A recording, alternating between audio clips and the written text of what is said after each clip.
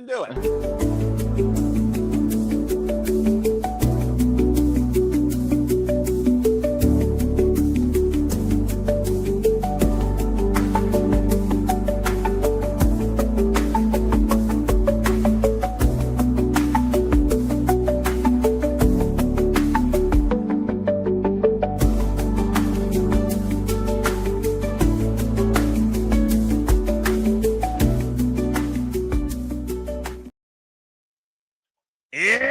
It's Saturday. You know what that means? The Survivor Series back here once again, bring you continued coverage of the Continental Classic from AEW as we bring you Saturday Collision. For winter, it's coming, it's continuing. Before we segue into something for the final time later tonight. Welcome everybody once again into the Saturday festivities on Survivor Studios. Welcome into the at bell time discussion.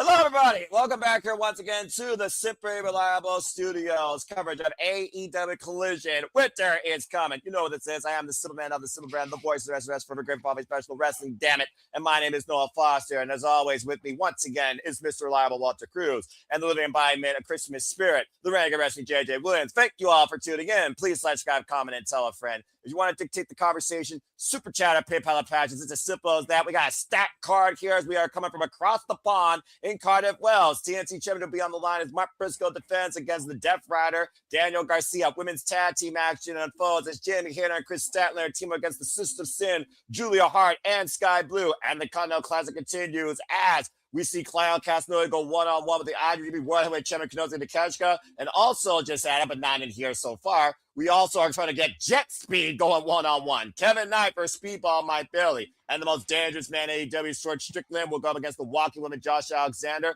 as he looks to put his name in the ballot towards the AEW Men's World Championship. And for those that are tuning in, we are, of course, following along on Max. But, of course, you could watch along in either TNT or HBO Max. And, again, enjoy the discussion, enjoy the festivities, enjoy the commentary and the coverage. Again, Kevin Knight, Speedball Mike Bailey, that's going to be a hell of a classic. Before we talk about things, let's go ahead and update people on the leaderboards, of course. The Blue League and action tonight, as you see, Clown and Kenosuke are both tied at 6. One of those men has the an L, or this could go to a draw. We have not seen a match go to a draw yet. As, of course, you see right now, almost everybody here has 2 matches left in the upper tier. While we saw Gold League action this past Wednesday, that led to Kazuchika Okada, Speedball Mike Bailey getting 3 big points, and now Kazuchika Okada and Kyle Fletcher are both tied at 6 after Speedball played spoiler on the Proto Stars' undefeated run so far. So again, as we got shocking match of all. Me and JJ were talking about that before you came on here. I could not believe that Bailey beat his ass.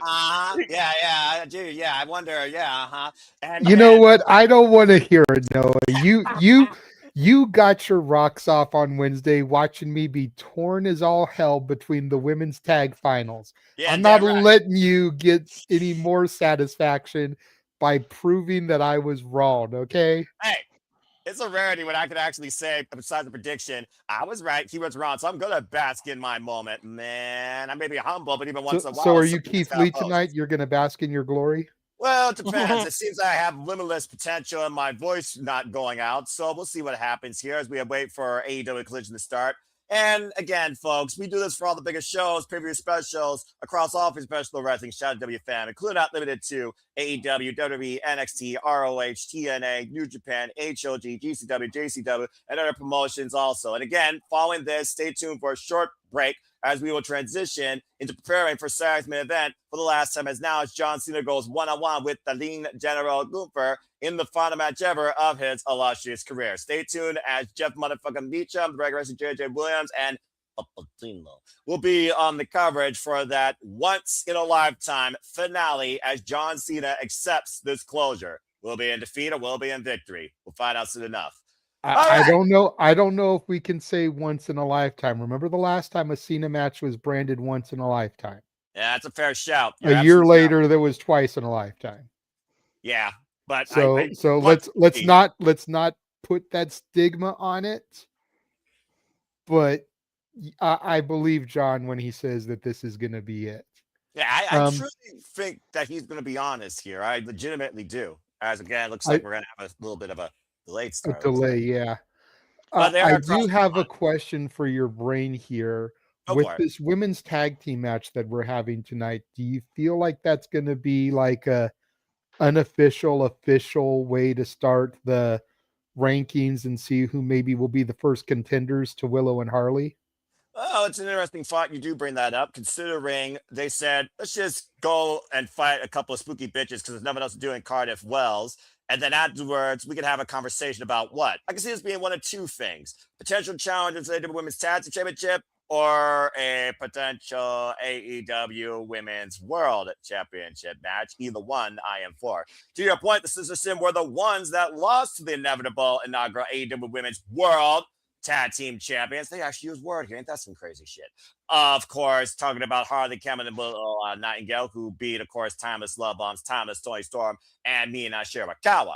But also, with that merit there, we know that Julia Hart and Skye Blue were the undoing of Kris Statlander's TBS Championship run when Kris Statlander wasn't even involved in the decision. And of course, Jamie Hayter went through all three members of Triangle Madness before inevitably losing at Blood and Guts. So this could go either way here as far as cause and effect. Of course, Sister Sin, the last of their hair was Pro Wrestling Eve, where they took on Sapphire Reed and Anita Vaughn, the previous Pro Wrestling Eve International Champion, a title that Kris Statlander also still holds, by the way. She will defend it next year, by the way, folks, against Dakota Kai at Queendom in Pro Wrestling Eve. Just to give you a little bit of hindsight, what could be next for Captain Kick. Been a long time since I've heard that name. But yeah, I wouldn't rule it out. The 6% win here, I could definitely see them going after freaking Harley Cameron and Will Nightingale. If Jamie Hayter and Kris Statlander win, though, I think I got my World's NAW Women's World Championship match, and I will not be dissatisfied either way, because that's where it's at on Saturday night. And of course, Jamie Hayter, I'm a hater for life. But I wouldn't rule it out. Will you stop that, Savette? Well, I mean, we could end up getting both out of this. You know, if the Sisters of Sin win, yes, then argument could be made that they should be next in line to challenge Willow and Harley. yes. With Hayter and Stat on the losing end in that scenario, the tension could arise between the two of them, leading to dissolving of what is just a thrown together tag team anyway. I mean, we really don't need them to stick around as an established tag team in the division. There's enough tag teams there for the AEW women's locker room. So the tension between them eating the L could lead to Hayter versus Stat at World's End. And we could end up getting both things coming out of this. I'll be fine with that. Are we even going to end up with an event? What's going on in England over here? Well, I mean, again, I don't know what the weather is like. I don't know how hard it is to finally stream stuff. So we will see what happens here soon enough. And again, folks, thank you all for tuning in. Again, it is what it is when you're going with live coast-to-coast television, let alone on a worldwide Tony watches it. I told you the wrestling industry watches it. They were like, hey, they didn't have time to hype everything up, so we're going to procrastinate and give them time to catch up. Damn right. Well, I mean, Damn right. And, you know, if Noah won't say it, I'm going to say thank you and welcome to the 40-plus people that are watching on the Simply Reliable Studios X account right now. Forget about the X account because I'm barely on there. For those of you watching on the X account, pay attention to the top of the screen there where it says subscribe to Rage of Wrestling. Those banners will be changing periodically throughout the night and tell you where you can find and follow us across all the other social media platforms. That's right. Simply put, thank you for that, JJ. Again, subscribe to everybody here across the Super Reliable Studios. Shout out to Nathan Banks, Cleaver, Con, Andrew, and of course, Safet, who are also here as well as we prepare for AEW Collision. Winner is coming, Continental Classic continuation, tag team action, and so much more. Again, along with this, we know we got Swerve Strickland taking on Josh Alexander for the first time ever. Swerve, who once called himself the most dangerous man in AEW. Jury is out whether or not he still is that. Why Josh Alexander, Milwaukee Women, former longest reigning TNA World Champion, looks to finally throw his name in the hat towards the AEW Men's World Championship. Of course, Samoa Joe successfully retaining that against Eddie Kingston this past Wednesday on Dynamite. First time ever one-on-one encounter. Of course, Swerve Strickland, the jury is out whether that ankle is 100%. And of course, being the technician that he is, we all know that Josh Alexander loves to employ an ankle lock. So that could be the Achilles heel to Swerve tonight, Walter. Yep, could be. The Achilles heel, because you know Alexander's going to attack that damn freaking ankle the whole Would you match. expect anything less? Of course not. He's coming off the what ACL, MCL, one of them things. So, you know, that's all in that region, especially if he grapevines with that ankle lock. So, right. It's not going to be as easy as we think, and because it's Swerve's first match, I'm nervous to pick anything when it comes to AEW. The way they've been surprising the hell out of us with these Continental Classic wins, like I'm done trying to predict what the hell is going on. Well, I mean, yeah, about to say your predicting has not been very strong for you as of late, bruv. Which means my predicting hasn't been strong since Walter and I share a brain. Well, for those and he pollutes our shared brain with his Cal Fire Farms product. So, I suffer when he suffers. I'm about to say, if you're not suffering together, then you're not suffering at all, apparently, is what it sounds like here. But again, the jury is out as far as that goes. But hey, I don't mind procrastinating further, talking about AEW, wrestling, WWE, or anything like that. Of course, thank you to those, by the way, that tuned the predictions post-mortem this past Wednesday with me and Papa Gino. As, of course, we closed the book on NXT League. Congrats to not Arlene. It was actually Mr. Adrian Hennigan that won the NXT League. Ashley won TNA. And for the team, congrats to Cass. And again, folks, I will start another NXT League next year, along with WWE, keep them separate, as well as the TNA League. And we also are going to introduce another brand into Simply Predicting on a special basis, as, of course, JJ and I have spoken behind closed doors. So y'all can stay tuned for more on that. There's a new vision for further things to come across gaming and wrestling here at the Pixabay Studios come 2026. Stay tuned. Yes, JJ. Have you given any thought to what Kris Roth suggested about merging the NXT and TNA leagues together, since there's so much crossover, the partnership and everything? There's NXT stars on TNA pay-per-views, TNA stars showing up on NXT PLEs. I don't think it's a bad idea personally, and I feel like it may give people more incentive to join that league because there's more shows. So if you tank hard in one show, then you can make up for it later on in the league because you're basically getting double the amount of shows combined, you know what I mean, in the league. It's not, well, I remember a long time ago, WWE and NXT used to be combined together because brands put LL, but also which brand was better. You watch WWE and NXT at the same time. Whether or not people watch NXT or TNA at the same time, with the fact there is that talent crossover to quite a degree, and it does seem to be there anytime soon, but still, y'all know where I stand. All right, fine. For the first time ever, NXT and TNA are combined. The NXT-TNA League will start 2026 with TNA Genesis. They are now considered the same thing. So good luck to everybody, whether you're a TNA faithful like me or an NXT follower of the Black and Chrome, unless you still decide to stay around since the death of the Black and Gold. Mad respect to you. Again, those will be combined next year. So it'll be WWE, NXT-NA, and AEW, along with what we also talked about. And based on if they actually give me more than a day's notice, because damn, all 3 shows was killed this year, I may even bring back the ROH for an exhibition. So stay tuned. There you go. There you go. And I mean, you can fine tune between now and the end of the year, but maybe even start with New Year's Evil and do some of the NXT specials, since they don't have 12 PLEs a year. Right. Some of their shit is, the specials each month in the off times. Right. We have something special coming in February too. We're figuring out the antics, but Noah and I are gonna go back, and since February is like one of the deader months in wrestling history, we are literally from February 1st till the 28th, because it's not a leap year, right? Yeah, to the 28th. Get your numbers we are straight. Literally going back in time, and we are doing a retro watch along of every single NXT takeover that there's ever been. Ooh, okay. What the hell did I just set myself up for? Oh boy. Y'all may want to pre-tape some of those just in case they happen to coincide on a WWE PLE night. That way you're not doing a double feature. Yeah, that's what we plan on doing. So, yeah, folks, for those that don't know, that was definitely my NXT. But yeah, me and Walter, we're going to take over February, covering every NXT takeover in the Black and Gold history, all the way through NXT TakeOver 36. It's going to be a hell of a journey.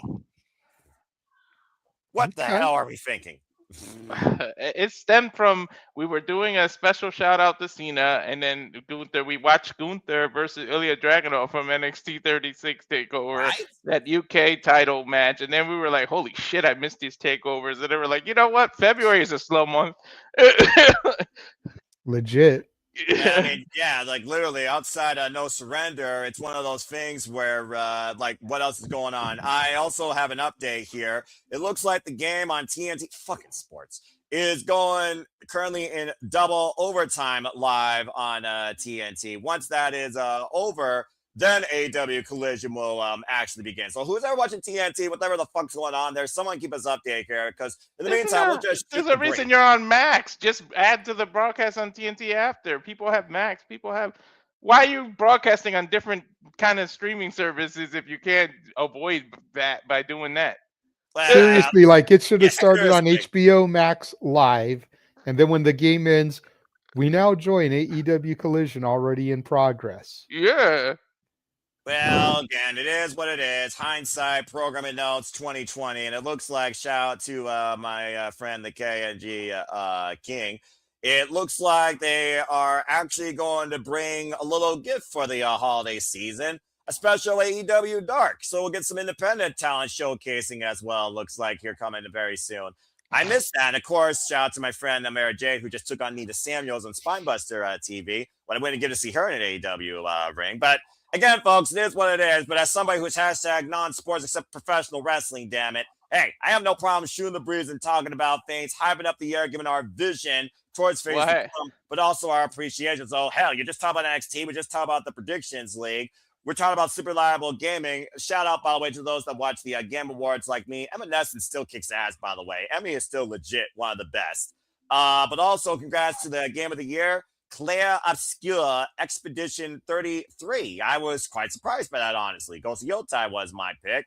But hey, at least it wasn't a Nintendo thing. So congratulations to that simple little studio, 33 people over a 5-year span that made a one-of-a-kind gem that questions choices of morality and humanity in an artistic classic that also allowed a lot of strategy and character immersion. Congrats to Claire Obscure Expedition 33, which I believe cleaned up during the Video Game Awards. More Game Awards than any other game, I think, right now in history in a single show. So kudos to them. Anyway. Well, speaking of game, I created a new little intro trailer thing for the gaming, so we can run that. It's only 39 seconds, so we can run that to waste some time. If you have it in here, go for it, folks. You want to know what happens when we level? You want to know what happens when we level up? Walter, run the trailer.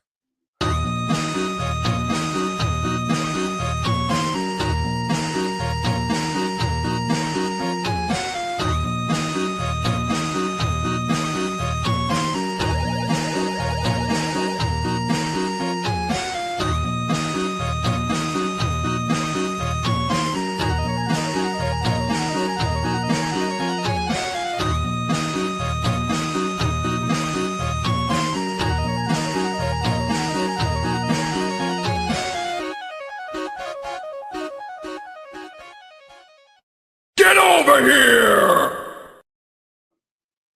Well, I didn't have to say that, so thanks for that trailer. Nice one, Walter. I'm quite impressed.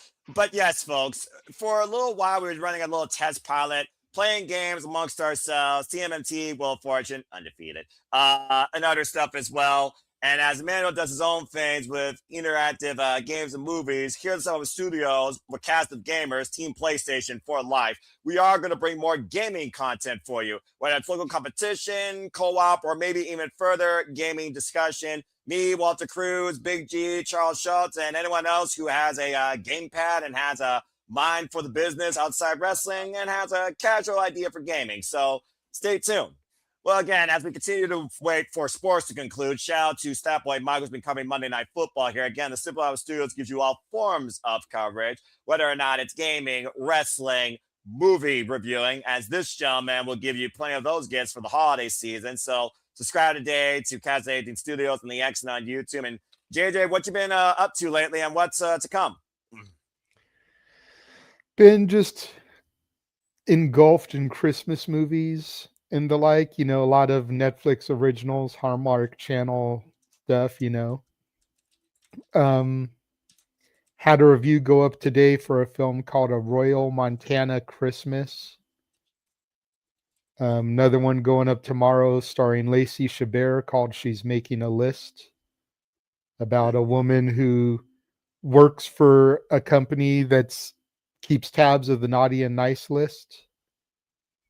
And whenever some child is like on the borderline of naughty or nice, she's set out to kind of survey the child firsthand and see, because sometimes you need a little bit more than just an image or a video clip to determine about a child. Other than that, work. Went to a Christmas market at the church near my house this morning. Be honest, I was a little bit disappointed. Not the kind of stuff I expected to see at a Christmas market. I expected to see like handmade ornaments and stuff like that, and there was a lot of like food vendors and like Scentsy candles, and I'm like, if I want this shit, I'll go to a farmer's market. The farmer's market. I'm at a Christmas market. Show me Christmas decorations, Christmas decor. I did buy some baked goods from a vendor, some banana bread, some gingerbread cookies and stuff, some peanut butter fudge. Good stuff. Had to support a little bit. Grabbed me a can of Coke with Santa on it. Usually I'm not a big Coke drinker, but this time of year when the Cokes come out with Santa on the can, always got to get at least one can of those. Otherwise it's not Christmas. It doesn't sound right? Yeah, it doesn't feel like Christmas without the Santa Coke can. Yeah, and then they start doing that polar bear commercial with that Coca-Cola. Well, it's not Christmas time until you see the Hershey Kisses, We Wish You a Merry Christmas commercial, or the M&M's Santa. He does exist. They do exist. Yeah, that's fair enough. And it definitely okay, yay, we're finally live. Finally, fucking hell, we got a capacity crowd in Cardiff, Wales, because fuck other sports, because finally it's time for some professional wrestling. Thank you for that, JJ. Because it's Saturday. You know what that means? Still Studios is finally bringing you coverage of AEW Collision. Winter is coming. The gift that keeps on giving every year round from AEW. Again, we got a stacked card tonight, Continental Classic action. As we know, we have Final Castaneda, Kakeshka in the blue league. Speedball Mike Bailey versus Kevin Knight in the gold league. Mark Briscoe defends the TNT champion against Tara Garcia. And women's tag team match with the AEW Women's World Champion Kris Statlander, Jimmy Hayter taking on the Sisters of Sin. But we also have the most dangerous man AEW, Swerve Strickland, taking on Josh Alexander. We will also have a live celebration toast with our new AEW Women's World Tag Team Champions, the Babes of Wrath, to come here before we head into Holiday Bash next week to welcome in the holiday season. And I'm sure someone that wanted to welcome the holiday season in with the most damnedest of delight was what he did Eddie Kingston Wednesday night. As we look back at Samoa Joe and Eddie Kingston from Wednesday Night Dynamite. Again, Eddie Kingston wanted the real Samoa Joe. Be careful what you ask for. Right? He definitely got the real Joe. About to say, shout out to Bobby Man and also everyone in the chat and my friend Sandy. And of course, we also saw Wednesday night Strickland teaming together against the Ops, Power Sounds Kessler Shibata. After they got a win, they said it was going to be a one-time only, but Heyman Page made it very well known he's coming back for the AEW Men's World Title. And of course, that will be proclaimed at World's End. And again, folks, we'll be covering World's End at the end of the year. Stay tuned for more on that. It will also be the final Simply Predicting of 2025. And I look forward to that. Damn right, I know I do. Despite the fact my family made me miss calling Will Ospreay and freaking Kyle Fletcher, I'm a little jealous about that, but it's okay. It is what it is. Pros and passions. Dude, we're starting right out with the heat. Swerve and Josh Alexander coming up next to kick off the show. Sellout crowd in Cardiff, Wales, by the way, as they are across the pond for tonight. Talk about bringing the heat. How about a man that literally saw a house burnt down? You know, AEW said, fuck the Simply Reliable Studios. They only get 9 minutes to transition from us to the WWE coverage. Right? They thought they were going to get a break. Yeah, about to say, me get a break from every professional wrestling? Who would have ever heard of such a thing? Well, you get an hour break because you don't come in till like 5 minutes before. Hey, I'm the guy that's on the main card like Okada who pulls up in the ring. Okay, I'm not a pre-show man. I'm a simple man. Swerve's out! I like the new addition to the dance. He drives before he... I mean, isn't swerving and driving the same thing? Well, you swerve while you drive. I don't think you're supposed to. I don't think you're supposed to do that, Walter. No, you're not supposed to. If you swerve when you drive, you could get pulled over by the 5-0. Right. Even in the UK, where they drive on the opposite side of the road. Although Swerve Strickland has no problem going up and down either side of the road if it means proving why he's the most dangerous man in AEW. Prince Nana, the gift that keeps on giving. Of course, Swerve Strickland, last time he was here in this country, folks, was forbidden door, suffering an injury against the reigning defending Continental Champion, Kazuchika Okada, only making his return at Full Gear last month. I'm the only one that feels like Prince Nana looks like a Timu Ja Rule. Yeah. Damn it. I don't know how Swerve doesn't crack up every time he walks by him in the middle of that damn dance. I would fucking smile and look away from the camera every time. Yeah, well, he's Swerve used to it by now. You got to get professional. I mean, think about it, Walter. When you're in the zone, it takes a lot to snap someone out of it. True, especially when you're walking around with that chain and you know he's about to take care of some business right now. Mm-hmm. I mean, just look into those eyes. The eyes tell the story. You saw the wide-eyed cowboy and Swerve Strickland stare into each other's souls. Two men that have literally shared each other's blood for the better part of 2 years to free the AEW Men's World Championship from the Death Riders in the end. A sense of closure for those two men's past as Swerve looks to look towards the future, but he first has to go through Josh Alexander if he's going to have any chance of walking towards it. I'd be scared to drive in the UK, dude, because I'm so used to driving on the one side of the road. Right? Like, I would just be afraid of instinctually trying to drive on that side, and then here comes some cars at you. It's like, oh, shit. Australia, too. Yeah, I'll Uber all the way. Screw that, try to drive there. I would never rent a car. I don't know if Uber is a service that exists there, but I'm sure they have some sort of, like, app-based service where everyone can be their own boss. Speaking of being their own boss, Josh Alexander is going to be his own boss tonight. First time we're seeing this man singles action in quite a while. I'll take those famous taxis. Aren't they famous for the black taxi or something? They are, to be fair. And the double-decker buses. Yeah, double-decker buses is what I also know. I'm Ringo Starr, the drummer of the band. And again, folks, be part of the conversation. Use hashtag AEW Collision on the X. Referee for this contest, Aubrey Edwards. Rockets crowd in Cardiff, Wales. Over 10,000 there right now. First time ever one-on-one match. First time ever Continental tie-up. First time ever exchange in the ring for these two men. Former AEW Men's World Champion versus the former longest reigning TNA World Champion. How long before he picks at an ankle or his knee? Well, again, Josh Alexander is called the Walking One for a reason. Trained, of course, by Scott D'Amore. The side headlock. I believe he's still the Maple Leaf Pro Wrestling Champion as well. Mm-hmm. Side headlock thrown off. Big shoulder block. Swerve doesn't even budge. You said, JJ, yourself, this Swerve Strickland looks like he ate the other Swerve Strickland. We've seen a more lean, a more tested Swerve here. Looks stronger than ever. Oh, man. Yeah, 100%. Whenever you come back from an injury, you've always got to bulk up, trim down, get in the best physical shape you could get into. The drop down by Josh Alexander and Swerve off the ropes. Is Bowman for the kill shot early. Up in the fireman's carries. Josh Alexander dropped across the buckles. Pizza boots. Big old pump kick coming off that drop on top turnbuckle, and Swerve Strickland in control, and there they going. So far, I don't see any linger effects from the injury, so shout out to whatever doctor put him under the knife. It may be a doctor in the UK for all we know. I don't know if they have better medical. Again, I think everybody's got better medical than we do. Hell yeah. We're the only developed country where it's not universal.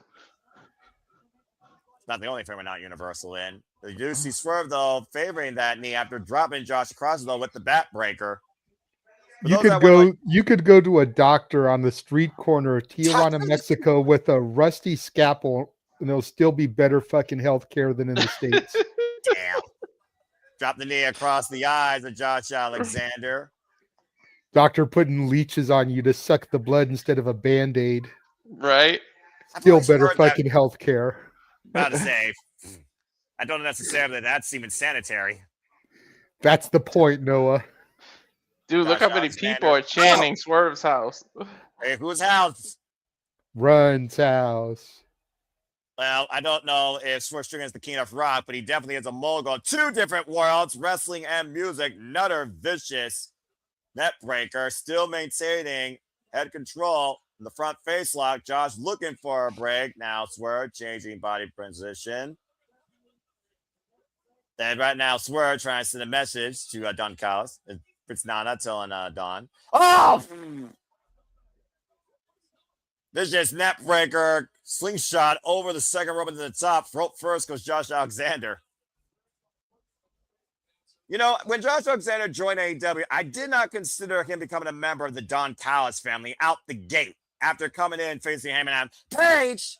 Locking in the plump kick there from the apron. And now, whoa, trying to drive that ankle into the ring post. Don't think he got all of it, though, but it's got Swerve hook from the apron up in the stalling vertical. Oh, God. I wish Alexander, Speedball, Knight, and Deanna formed a stable called the Impact Players. They probably get freaking copyright from that, but they definitely have left more of an impact here. But speaking of an impact, the impact on Swerve Strickland's knee with that stalling vertical drop across the partition of that announce table, that's not going to help that recent recovered injury, to your point, Walter. And I got to know, did Don Callis and Tony Schiavone color coordinate on purpose, or was that just sheer accident? Sometimes I think it's coincidental that Don Callis and Tony Schiavone exist in the same breath of air. Tony Schiavone back on the commentary booth, play-by-play. Swerve Strickland right now might be literally getting evicted from his house. Stay tuned, folks. We got a full commercial break. Fuck television. And apparently people agree about the healthcare talk. They got universal healthcare in Europe, by the way. And the temperature in Cardiff Wells right now apparently is 45 degrees Fahrenheit. I wonder when there is coming, though, for them. Anyway, shout out to Lone Star friend, by the way, joining us here. And he tries not to swerve when he drives. See, there are good people that drive even across the whole world, believe it or not, folks. You know, it's a crazy topic. And shout out to my friend Sandy. Pro X Noah, of course, will have their New Year's show, January 1st, 2026, hiding the fact that Quad X is Los, what do they call it now? Tranquilos de Japón. Thinking it's Tetsuya Naito. Well, Sandy Tranquilo on that suspension of disbelief.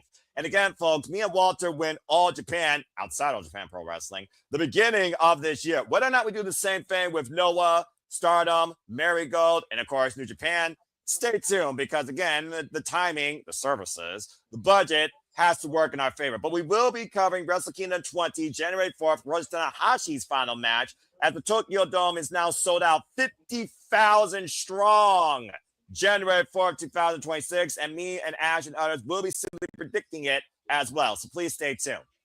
I can't wait. 2026 is already going to bring us Tanahashi's final match, and there's a heavy rumor that come SummerSlam in Minneapolis will be Brock Lesnar's final match. Oh my God, and AJ Styles.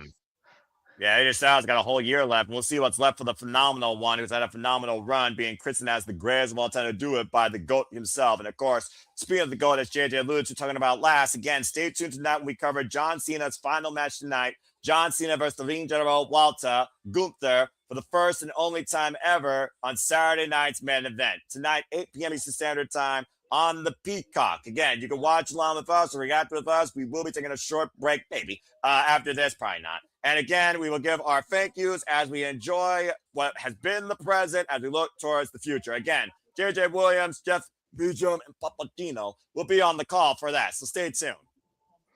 So much ahead here. With this delay, you would think, well, how about we go commercial free for the first match? Gee, just to get caught back up to where we should be. Yeah, Right? but that'd be too much between international commercial standards, because even then the UK's got advertising as well. As we are back in AEW Collision. Josh Alexander, Swerve Strickland squaring off in the middle of the ring. Aubrey Everett's our official here. First time ever one-on-one matches. Both men look to be in the hunt for the AEW Men's World Championship. Spinning Solvat bench Josh over, clubbing shot to the back.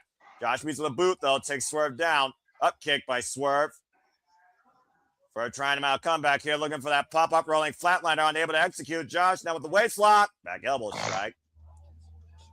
Again, all that damage on my Ketsuya Shibata, who chop blocked him last week Saturday, Walter. Exactly. Oh! Like a pit bull, look exactly where Alexander's attacking now. You said yourself, how long before he exploits that vulnerability? And of course, we know Josh Alexander loves to implore an ankle lock. Now hoisting up Swerve.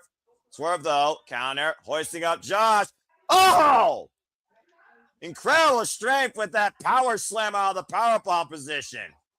That's a nice-ass combination. Take a look at the replay here.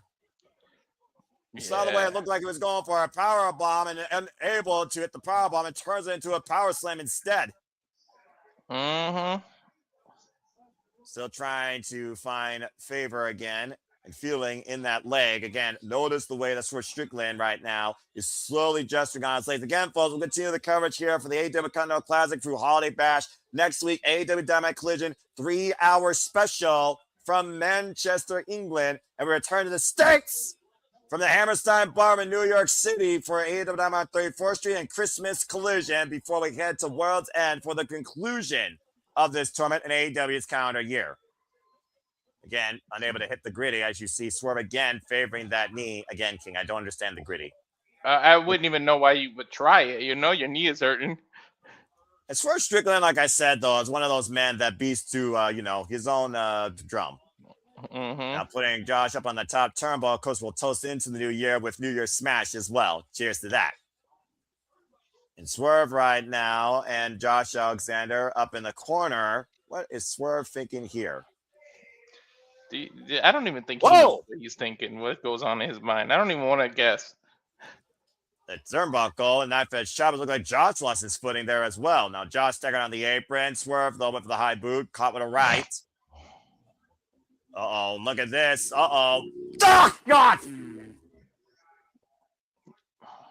I was wondering if he was going to do a fallaway slam or just drop him on the apron. I guess I got my answer. Dude, Josh's strength is underrated. Like this dude just picked him, deadlifted him up over the rope. Well, I mean, again, you're a 20-year veteran of the game who's literally fought wars against the likes of Jonah. Oh, man! Better known as Bronson Reed. Avalanche Olympic slam, Swerve slow to fall on the cover, hook on the near leg, back press, and kick on it too. I say it time and time again as an MMA person and somebody who knows well-roundedness. A wrestler, like a pure amateur wrestler strength, is a way different type of strength than gym strength. Yeah, that's also accurate. Again, slow to fall up on that cover with that high-risk move with Swerve Strickland, but he's got Josh Alexander in position.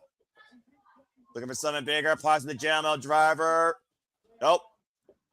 But for the half and half, unable to execute. Now Josh tying up the legs. Swerve Strickland though tying up Josh. A cover. 2 small package. Oh. Bazay, you gotta also consider going for a submission. You do expose your own body possibly for a counter. Shayna Baszler said best herself. Let it pick an ankle lock here. Can he turn Swerve over? Imagine Swerve trying to submit Josh just as a FU. Bazay, don't figure that Swerve Strickland won't try that. The back's like 2. Almost got with the crucifix. And right now, Don Kyle saying that Josh needs to do a chop block. And again, go back up to that leg. Almost version of a dragon screw leg without whipping the leg there, Walter. Yeah, you saw that? And he went forward. I was like, what the hell? That's different. Well, either way, Josh Alexander right now sitting in on the single leg crab. Of course, though, very close to the ropes, though. Josh Alexander should be more aware of that. Ring positioning is key here. And Swerve forcing the break. Still a lot of damage could be done in that hold. Hell yeah. Ask Lance Storm. He loved utilizing that. Right? What do you think about, again, technicians of the ring? Lance Storm, Davey Boy Smith Jr., Bret the Hitman Hart, Josh Alexander, Kurt Angle. Many people have called Josh Alexander the living embodiment of a modern-day Kurt Angle. Mm-hmm. And yet he doesn't get the use suck chance. Except I think the only time Kurt Angle ever wore the headdress outside of his amateur career was when he was trying to hold the wig on his head. Oh, yeah. Oh! The braids on the top of the head of Josh Alexander. What, his knuckles? Oh! But whatever he just did, Josh made it pay for it, viciously stomping down onto that leg, a modified chop block, driving Swerve's leg down. Dropping the knee pad. What in the world is Josh looking for here? He's looking for bone on bone, but he had another knee pad underneath. Either way, that's just going to add more pressure to Josh Alexander's knee. While Swerve rolls there with the flatliner. Actually, I think that's a brace. It was a knee pad over a brace. I don't know where Swerve pulled that out from. I know what's next, though. Looking for a house call, knocking the headpiece off Josh Alexander. Cover, 2, it's academic. What? That headpiece actually might save it now that I think about it. But now, JML driver, big pressure, gets Swerve the win. Now it's academic. Strong opening contest, though, for Josh against Swerve Strickland. Again, if he would have dragged Swerve close to the center of the ring, he might have had him there in that single leg grapevine. Mm-hmm. Uh-oh. He's getting a mic. Well, Prince Nana with the microphone for Swerve Strickland. Let's hear what Swerve has to say as Prince Nana does his thing. As Nana does Nana things. Yes, as Nana does Nana things. That's a future shirt. Big win for Swerve Strickland here tonight, though, in the first ever one-on-one encounter. See what you gotta say. Yeah, of course, very familiar arena with Swerve Strickland. Last time he was here was AEW Men's World Champion, confronting Bryan Danielson, who never really took it off him. It's true. Again, London has not been good for Swerve Strickland. You're not kidding. The Don Callis family.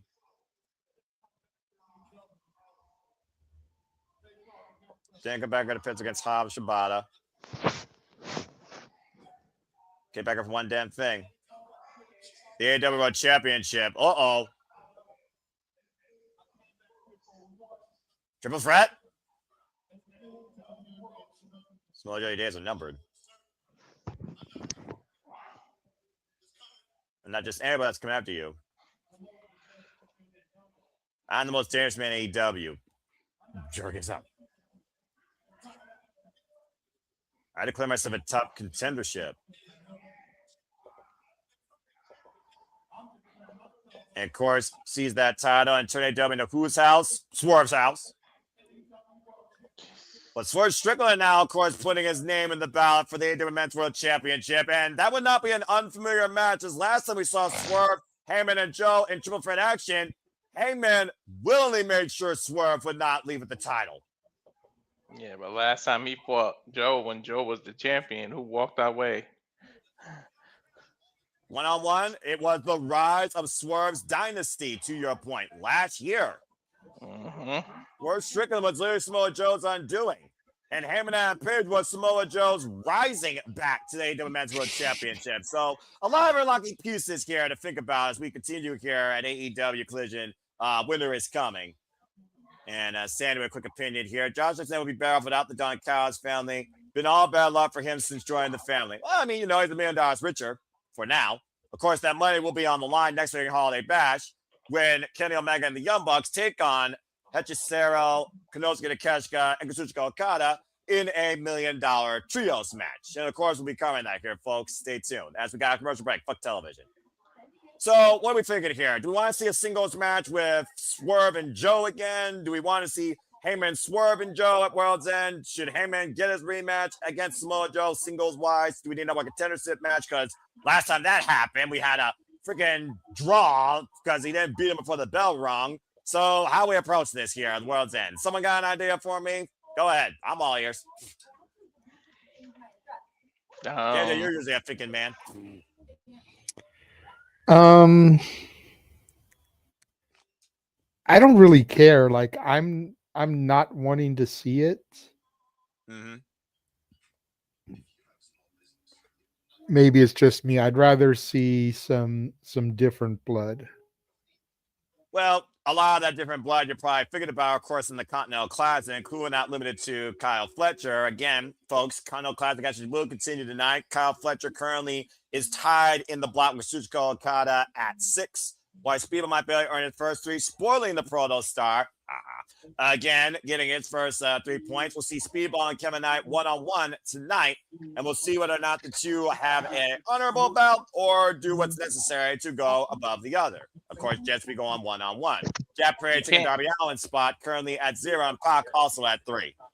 You can't forget, too, that MJF still got another shot, and MJF, Joe, and Swerve have been intertwined for the better part of early this year, late last year, so...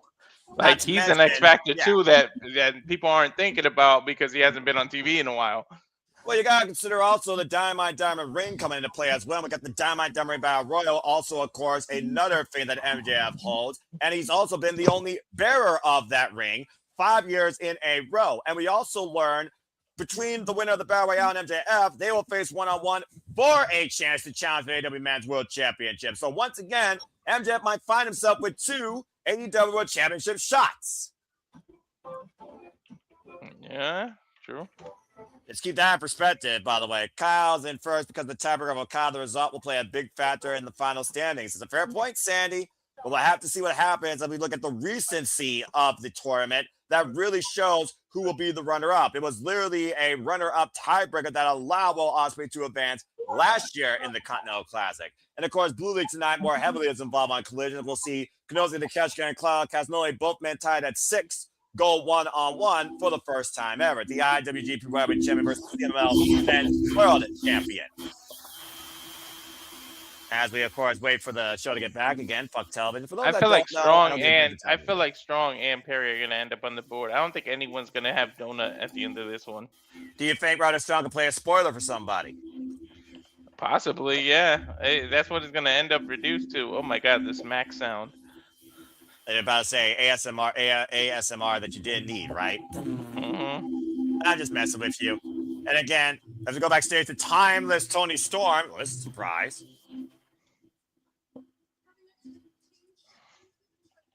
Attach your chest, your toes.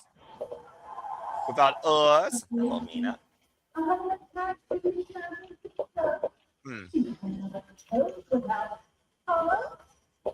Strap on, so we're here to wet your whistle. Mina. JJ, control yourself. I am. Right. I just Mina. sighed. Jeez. Oh my God! And it don't help when she grabs her own. Never mind. Dad, shut it.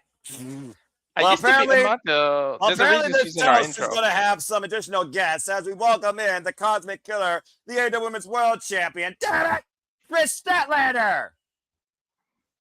Of course, Kris Statlander defeating Mercedes Moné at Full Gear, denying the CEO and getting her redemption 1 year later. Also currently undefeated on Collision, 14-0.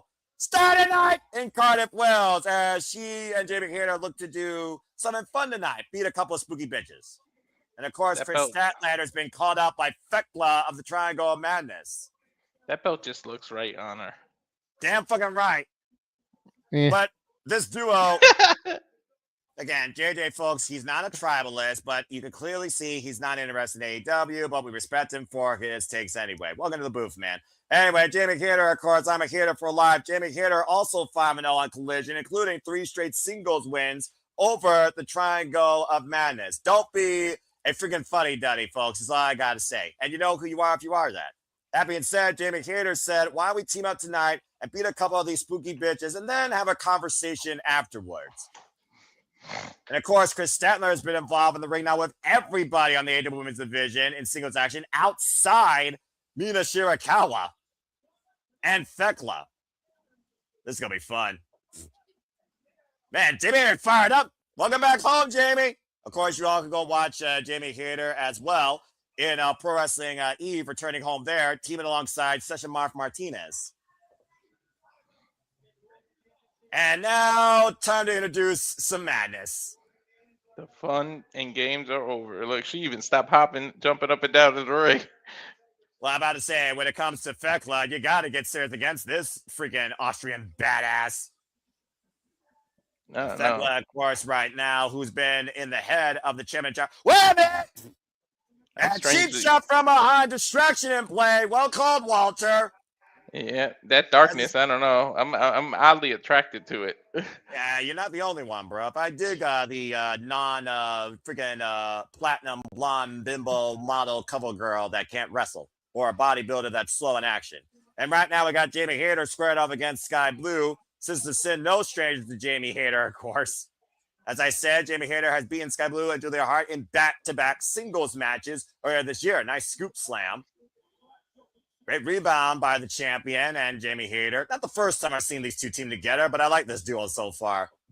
Oh, look at this tandem. Nice offense with the power slam. Two of the strongest women here in the AEW Women's Division. And, all right, why not? Tit for tat. Jamie Hayter almost lost it, but got Kris Statlander up and over, planting her in Skye Blue. And right now, Thekla looks like the distraction didn't pay off there. Surprised she's not down here at ringside. Jamie Hayter and Kris Statlander looking in strong form so far here tonight in Cardiff. Double elbow drop to Skye Blue, and here's the cover by Kris. Gets one count, excuse me. Ready for this contest, Brandon Martinez. Oh! The reigning sidekicks through the cut tonight. Kevin Knight versus Speedball Mike Bailey. Kanosuke Takeshita versus Claudio Castagnoli. And Mark Briscoe defends TNT Championship against Daniel Garcia. Tag made by Julia Hart. Castagnoli, CML Men's World Champion. That is freaking awesome. And of course, also come a live celebration toast. And it sounds like the Timeless Love Bombs will be there to toast Harley Campbell and Nightingale. Tag made. And Julia Hart, of course, former Empress of the Black Throne and TBS champion, who, of course, beat Kris Statlander for that title without ever pinning her.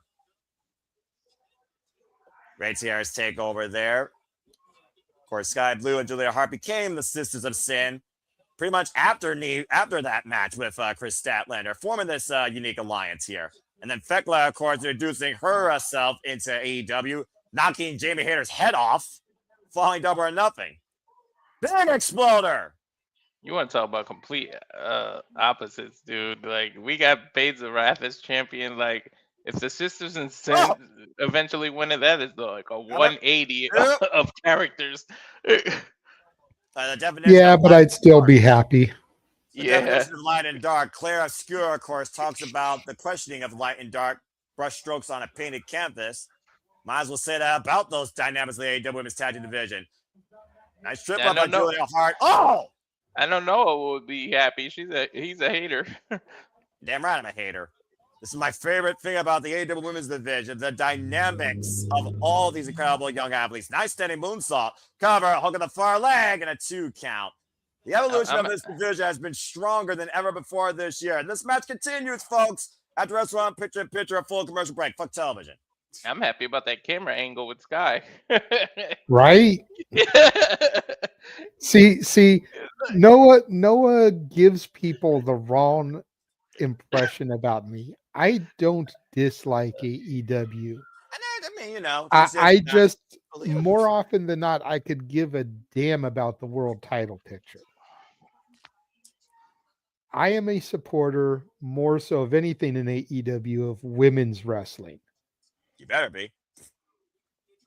I'm not a hater. Stat is not where it's at. But you know that I like and support pretty much everybody else on the roster. And it's not that I dislike Stat. I've just said it numerous times. They always put her against people I like more. Bias. That's why I'm not gonna sit here and cheer for Stat when she's fighting Skye Blue and Julia Hart. I'm not going to cheer for Stat when they've got her against Willow Nightingale or Harley Cameron or Megan Bain. Put Stat against Mercedes Moné. Fuck yeah, I'm cheering for Stat. You're as biased as Naja McGuinness. I'm not. It's not biased at all. It's just that I like biased. other people more than her. There's a difference between that and being biased. Being biased means that I wouldn't cheer for her at all. But I would cheer for her in certain situations. There's just other people that I like more than her. Because again, when I got into AEW, she was on the injured list. So I got attached to other people before she came back and ended Jade's reign. If she had been an active competitor the entire time I was getting into AEW, I might feel more of a connection to her. But I watched, God, whatever it was, 5, 6, 7 months of AEW without her. So I got attached to Julia, Skye, Willow, Jade over her. All right, JJ, I'll give you that. Well, either way, it just makes sense. With your case, yes. Considering what you actually watched versus what I actually saw evolve. We're back here at AEW when it's coming Collision. Women's tag team matches Sisters of Sin. On the behalf, I imagine, of Fekla, taking on Kris Statlander and Jamie Hayter. Kris Statlander and Sky Blue, I believe, are now legal. I've never seen these two. I'm just waiting for someone to ask, is there a doctor in the house? And Britt Baker pops back up. Because right? They got Britt Rising. They should do that for Dynamite on 34th Street. That would be a hell of a Christmas present to the fans. Count only. Exactly. It would. The amount of matches that Skye Blue Thunderbomb still didn't get a pinfall. JJ, shut up. I will not. You can't make me. You're gonna teleport to Victorville from Toledo and whoop my ass, Noah? If I could, I think would. so. If I could, I would. Oh man, nice DDT by Sky Blue. The cover, over the far leg, and it's 2 count. Or Sky Blue saw that DDT. You're like 2 seconds ahead of me, I think 3 seconds. Yeah, me too. But it's because of the every time it goes to commercial, the Max like kind of unsyncs. It does something weird. Double front kick by the Sisters of Sin. Now the cover by Julia Hart. Over the far leg, Jamie Hayter with the save. I don't think Sky Blue's beaten Kris Statlander yet in one-on-one action either. Goes back to, again, the history of Sky Blue and Kris Statlander. I followed these two prior to AEW when they were AAW. Promotion out of Chicago, folks. And Julia Hart, of Speaking of Chicago, that's where the world will end in 2 weeks on pay-per-view. Yep, AEW World's End, December 27th. And Julia Hart. I have to work that day. The power. Sorry, brother. And it's all good. After getting weeks and weeks of just 2 days, go figure, the week of Christmas, they give me 4 days. You know, at the end of the day. Why did the referee count when she had that high stack? About to say, and again, eat the feet, double feet, and all 4 women down. Clearly the shoulders weren't down firmly enough. It's all 4 women are down here. Good grief. Dude, is it me or did she not have her covered in that high stack pin? We only saw the left shoulder, Walter. We didn't see the right one. I don't know. Referee's discretion. Then again, it's not a smart referee in the business unless your name's Red Shoes Umino. They were waiting for Were you really looking at the pinfall, Walter? I mean, considering the way the high stack was being delivered, I was looking elsewhere. Yeah, I know. Walter over here looking at the shoulders. Well, at least someone's being professional besides me. Again, folks, stay tuned for Holiday Bash Week, Dynamite Collision, Countdown to World's End. And of course, the Collision Holiday Bash will be a special start time, 2:30 p.m. Eastern Standard Time on Saturday. Hell of a week. That's a repeat, I think. Because you see, it's a 3-hour Dynamite Collision block, and then they're re-showing it on Saturday, it looks like. Hayter and Kris colliding into each other here. The Sisters of Sin trying to take advantage. That inexperience of the tag team might come back to bite Kris and Jamie. Trying to hook up Kris. I'm just waiting for them. I'm waiting for them to be in a bakery match. There's a lot of cake involved. There's your no-go driver too. No. Stop trying to bake a recipe for disaster, Walter. You're stick mine. You're a married man, for Pete's sake. definitely would not be a recipe for disaster. It's a recipe for ratings, which is something AEW is desperate for. Right. I know you don't crunch and look at numbers in that way, Noah, but let's be real. If they took this back to the Divas era and had like a gravy bowl or a pudding match or something with these four women, that would pop a rating to be sure. Yeah, with the wrong type of audience, thus sending back women's wrestling friggin' 20 years. With the wrong type of audience, AEW fans are called sickos. Yeah, for wrestling and blood, not for sex appeal, you freaking degenerate. Okay. Then let's find those cameramen every time they get a gratuitous ass shot. You know what? Why don't you speak to a cameraman for me for that purpose, and then actually give me facts about that? You might be right, you might be wrong. I don't work for the company, and I damn sure wouldn't be working to a cameraman. It's to apply for his job. And for real, if I speak to your leg, Jamie here with the win. If I speak to an AEW cameraman, it's to give him a Simply Reliable Studios Award for best camera angles. Right? Jamie Hayter hits hard once again as her and Statlander get the better of the Sisters of Sin. And I do wonder if they're going to have that conversation they were teasing now. After the fact. Eventually, Hayter's going to be like, I want that title you got. Like, yeah, I'm your friend and everything, but... Look, these two have faced each other one-on-one only on 2 other occasions. The last time Jamie Hayter faced Kris Statlander, Jamie Hayter won. It was during the Owen Hart Women's Foundation tournament. And I think Kris Statlander would be more than welcoming that chance for redemption. Stat's telling her, let's go talk about it. World's End, book it. And of course, still kind of classic action, TNT Championship. You gotta wonder what's also going through Fetglad's head, seeing her Sisters of Sin fail against Jamie Hayter and Kris Statlander. When they book that match, you're going to be more conflicted than JJ with the tag team match, Noah. No, I won't. Yes, you will, because you say Stat is where you're Stat, but you also claim to be a hater. You got to pick one, Noah. No, I don't. Yes, you do. You got to pick one, Noah. I'm a play. If I had to pick one, you've got to pick one, Noah. I have to pick sides during that. Plus, it's not even official yet, so you have nothing on me. You had to pick sides, and you didn't pick sides until the very last moment. Like, oh, Willow. So, bottom line, folks, we got a commercial breaker. Fuck television. Stay tuned to see what's made official at World's End. Fekla apparently is not done watching. Why am I solo? I have no idea. That being said, as the action continues, thank you all for tuning in. Please like, subscribe, comment, and tell a friend. Again, as I talked about her for earlier, debate type show in the future. Why would I do that? I'm not a debater. I'm a commentator. I watch wrestling, all right? Period. This is what sparked that. And Sandy, depending on what the topic is, I would love to debate Noah. It would just be for fun. It would just be Noah. Calm down. It would just be for fun. I know. I'm not there is nothing out there in professional wrestling where we are so divided that it can't just be an all in good fun, because like I just said, even when it comes to things like Stat, I'm not a hater. I just like other people more. You know, so I would love to find some topic to debate Noah. Some topic to debate Noah on, because I just think it would be so much fun. I'll tell you what, Sandy. Come up with a decent topic. Oh no. Something where me and Noah can actually agree to disagree on, and we will work the debate into our New Year's Eve special of shenanigans. Each of you can defend. We've got so much time to kill on that episode with so many different things. Having a debate to end the year would just be a fun addition to the show. Would you agree to that, Noah?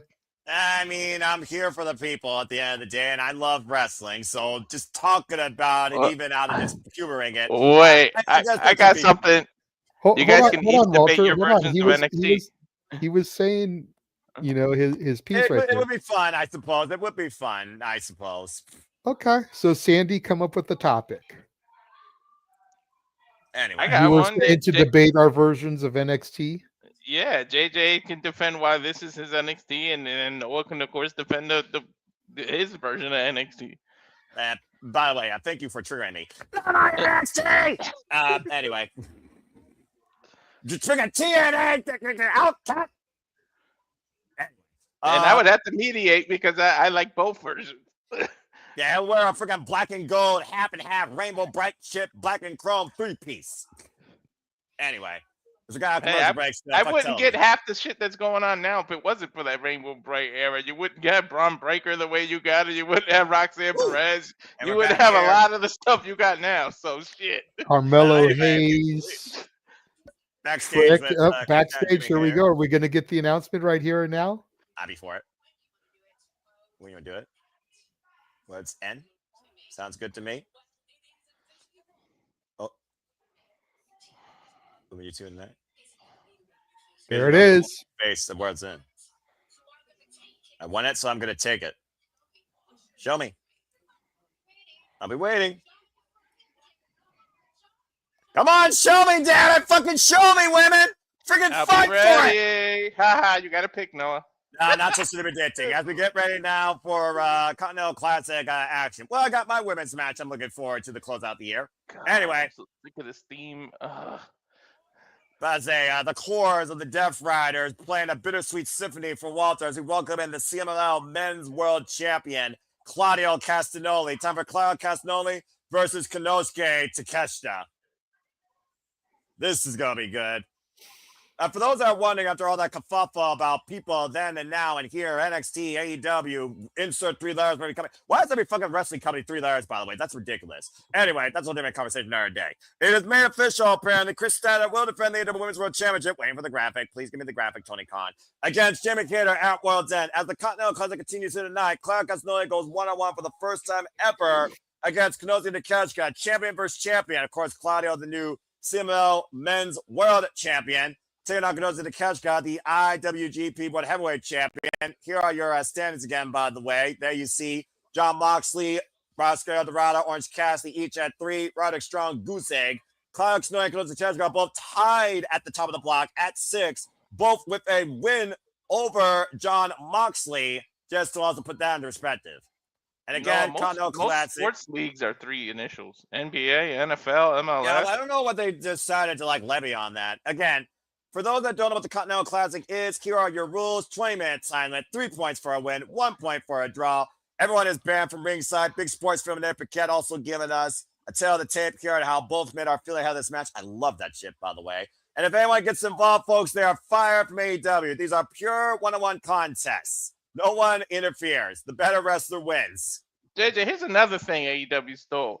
I used to put the current standings of the Continental Classic across while we were watching, and now they fucking do it. Now they do it. Now they got the standings across the bottom. Mm-hmm. Well, either way, whether we're watched or not, all I care about is that professional wrestling is watched. And I do damn for sure care about Konosuke Takeshita and his vision of unifying professional wrestling as the strongest form of sports and entertainment while being its leader, taking on a schedule unlike anything else, working for DDT, New Japan, and AEW. Not to mention, regardless of whatever happens in this tournament, he's fucking facing Yoshisuji title for title at Wrestle Kingdom 20. You remember, he's got more momentum. Claudio's coming off a loss. And to your point, Konosuke Takeshita, his last match was a win against Jon Moxley. Again, Claudio Castagnoli's undoing has been luchadors, it seems, lately. Last time we were involved in here, by the way, Claudio Castagnoli took Kazuchika Okada to a 20-minute draw. And that was for the Continental Championship. He can't beat a luchador for nothing, yo. Right? Seriously. Oh, this is going to be good. Claudio Castagnoli, Konosuke Takeshita. Did you just say Claudio can't beat a luchador? Didn't he become the CMLL World Champion? In the Continental Classic, JJ. In the Continental Classic, I mean. Okay, I just heard Walter's blanket statement and had to make sure, he specified, because how can you not beat a luchador, but you're the CMLL World Champion? I'm just throwing that out there. Yeah, that's true. Different luchador, but nonetheless, you are also correct. Again, folks, this is their second ever one-on-one encounter. Last time Claudio Castagnoli took on Konosuke Takeshita was Battle of the Belts 3, when Claudio was the Ring of Honor World Championship, and they literally went 1 second to 20 minutes, 19 minutes and 59 seconds. Dude, that arm drag transition, he gave him no space on the mat the way he did that. That was a beautiful transition. We talked about before how much Claudio Castagnoli is one of the most complete in-ring athletes you ever see. See, we got a clean break here. Referee Bryce Rensburg for this contest. You think you give him a clean break? Let's see. You think there's respect with these two men? Yeah, well, after Side 19 headlock. minutes. Again, literally 1 second to a 20-minute match. Last time these two faced each other. Again, let's go to 20 minutes. Each man will get 1 point. Basically, these men are basically wrestling each other for who leads the block. And of course, in the Continental Classic, it is the top 2 scorers of each block that will move on to the semifinals at World's End. The top of the blue will face the runner-up of the gold. The top of the gold will face the runner-up of the blue. The winner of those 2 matches will be our finals at World's End as well to crown this year's Continental Classic champion. Brand defending champion Kazuchika Okada looking for 2 in a row. Double pound strike to Claudio. And again, Claudio Castagnoli.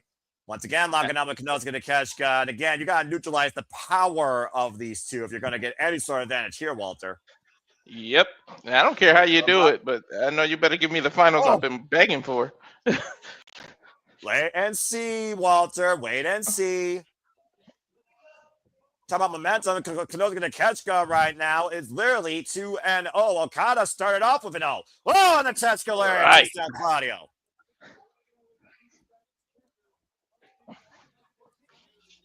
Think about, again, look at what we got here in AEW. Look at what we got here in this tournament. Continental Classic Champion, IWGP World Heavyweight Champion, CMLL World Heavyweight Champion. That's wild to think.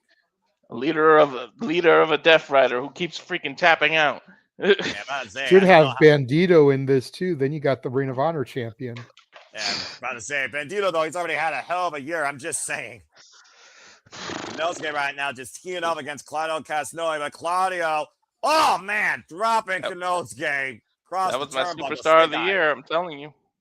And there it is, folks. It is official. Kris Statlander will defend the AEW Women's World Championship against Jamie Hayter at World's End. Of course, we know that Nick. also coincide alongside the semifinals, championship finals, the Continental Classic. Oh my God! God damn it, Nick! Yo, I thought that, but I just never said it out loud. That yes, weird. It's weird. And both these men right now just squaring off here in a test of spirits. Konosuke trying to get back, and Claudio raking the eyes of the Alpha. Nick, don't order pepperoni on the pizza while you watch a Claudio match. Just saying.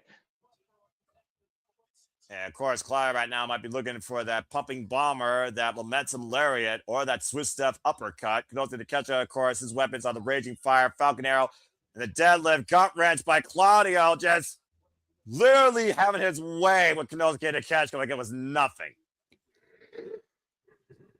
Pound for pound, the strongest wrestler in AEW, in my opinion, is Claudio Castagnoli. Looking for the 100. neutralizer. Oh! Staggered him with the elbow strike. Possibly looking for a suplex. Again, Konosuke brought a thesis on that. A big boot catching Claudio. Staggering Claudio to the ropes. And Konosuke sends Claudio up and over the outside. Critical match of the Continental Classic for both these champions and both these block leaders here. So much on the line, including Walter's dream at World's End. And Konosuke squaring up Claudio. Oh, God, calling an uppercut. Damn. Jesus. Hadouken. Take a look at the replay here. Bam. Caught him flush on the jaw on the run-in. And it literally caused Konosuke Takeshita to skip a heartbeat. About to say, Claudio, though, the double stomp to the sternum. That's not going to help. Here, I thought Claudio was just going to give him a moment to breathe, give him a count-out victory, maybe. No. Yeah, I was about to say. Claudio right now, look at Konosuke up in the, what in the world? Up in the entranceway. Uh-oh. Looking for a suplex. Takeshita blocked it, though. DDT! On the rampway. Good grief. That's one way to take your opponent out. Takeshita once again finding himself in the driver's seat, creating distance with his opponent. Possibly looking for that power drive knee. Claudio catching it. Get tilt to a backbreaker.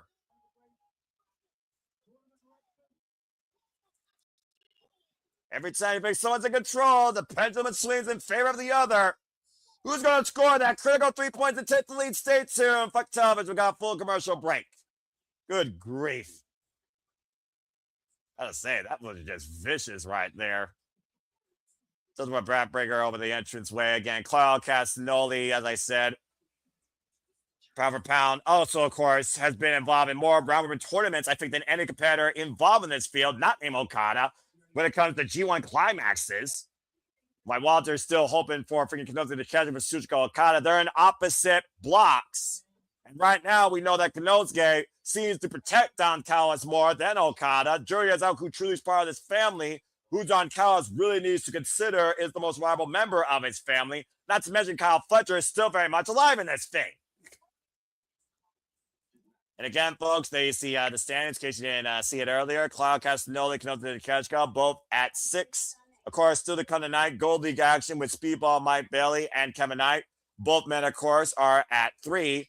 Kyle Fletcher and Okada leading their block right now, tied at 6. While, of course, Kenosuke and Claudio are also at 6. So, pretty much, that's your 4 men right there. That are the front runners to head to the semifinals and the finals at World's End. Again, folks, we're coming World's End. That's Saturday, December 27th on HBO Max. There probably will be a tailgate brawl, and we more likely will be covering that. It's been the new standard. And again, the semifinals and the finals will take place at World's End. So stay tuned for more on that. And now we know we got the AEW Women's World Championship match. Yes! Kris Statlander defending the title against Jamie Hayter. And of course, folks, we will be covering that with super predicting date and time to be determined. Stay tuned. I love the Continental Classic season. It's my best time as a wrestling fan on the freaking Western Front. The stiffest form of competition, in-ring competition, without freaking shenanigans getting involved.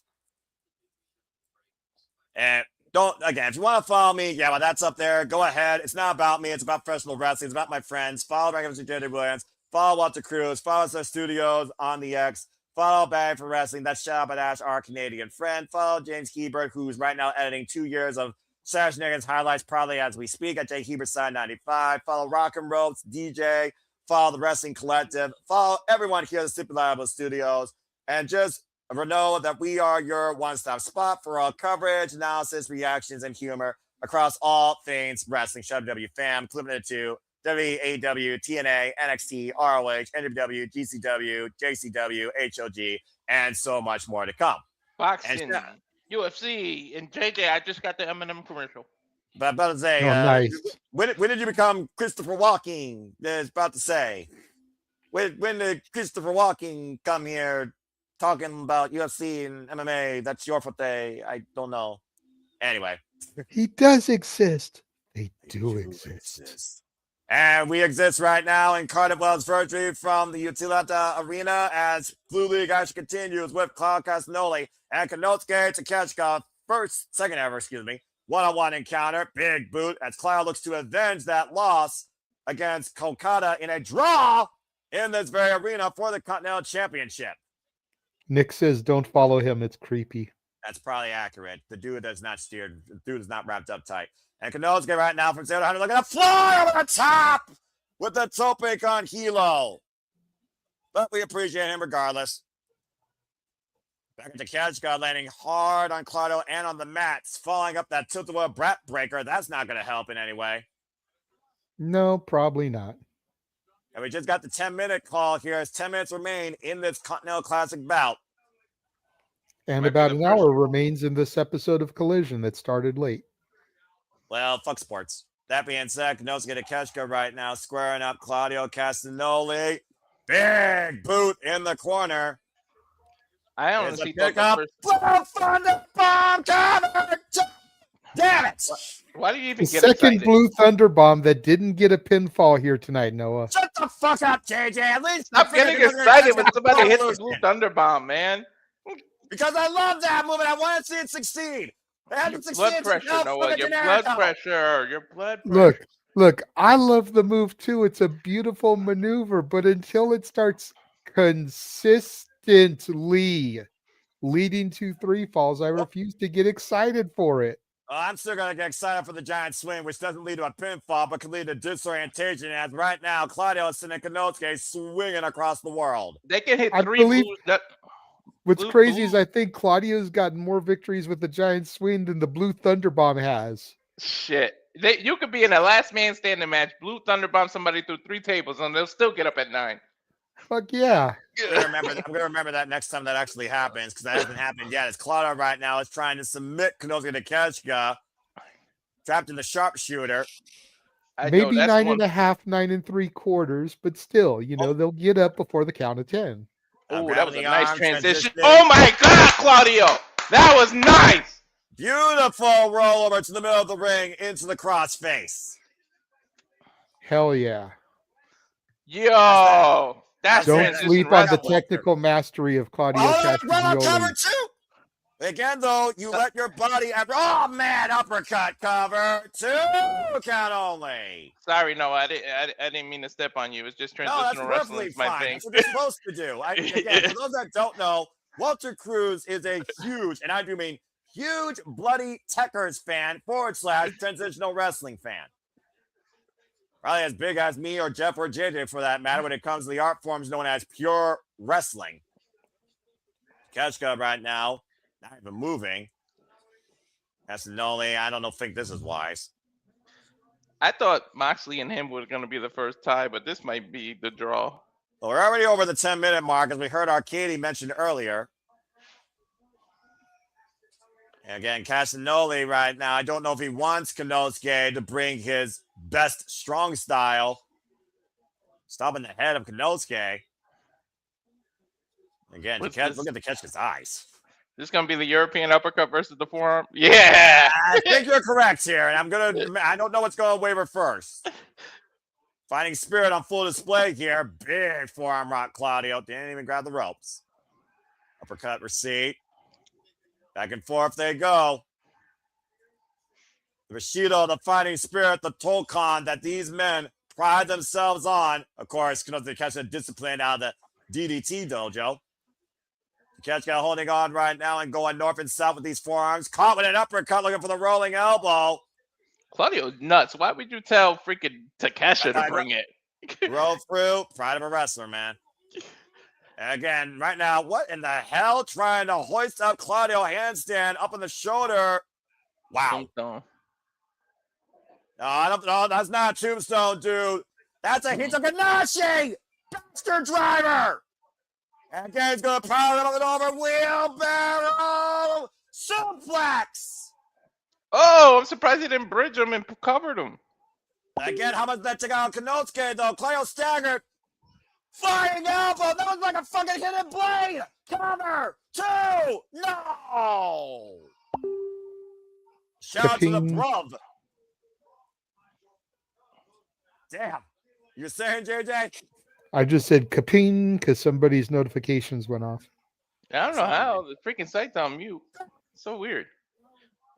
Again, literally driving that elbow through Claudio's skull, flying through him with that. Crowd chant, this is awesome, and I agree. Dude, that took all of Takeshita's strength to try to do that. I'm about to say, Takeshita prides himself on how strong I truly can become, not how strong I am. With the power drive knee pop-up. Uppercut! Switch step cover 2!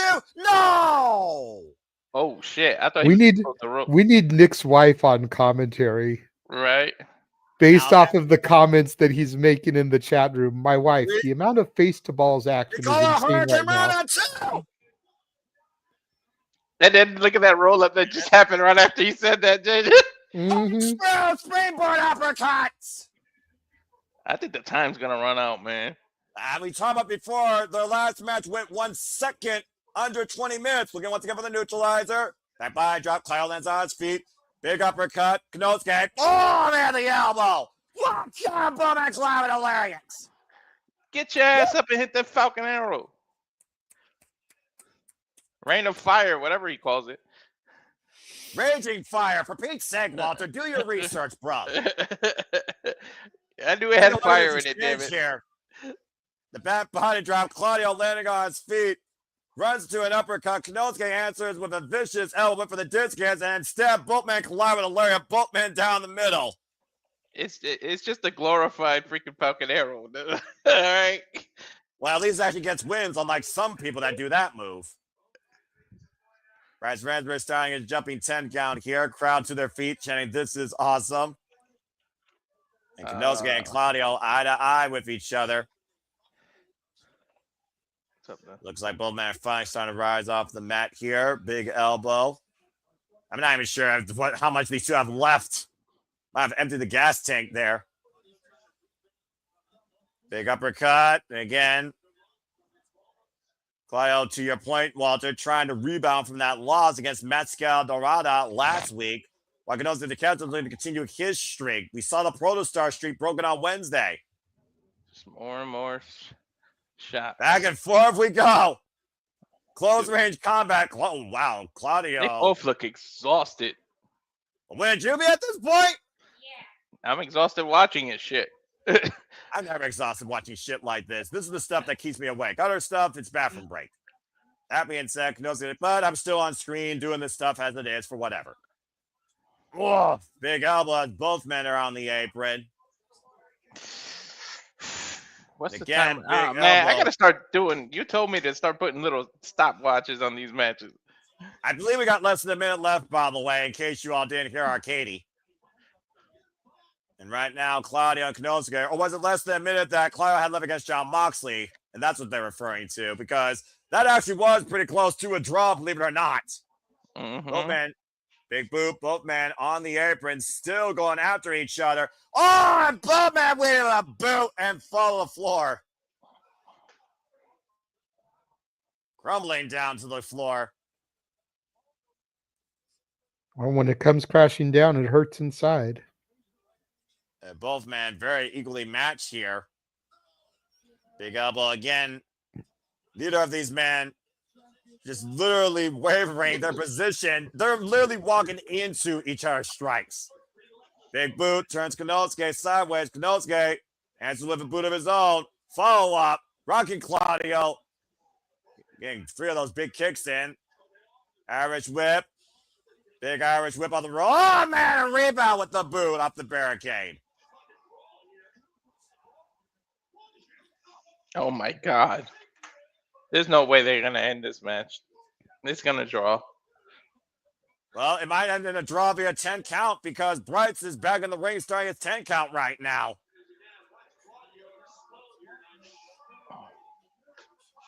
Getting official now up to 5 as Claudio Castagnoli sees what he's fighting for, the Continental Championship. Up to 6. 1 minute remains. Oh, big elbow! World class, less than a minute left. Didn't that break the count, though? He was half in. That's a 9. Oh, makes it in before 10.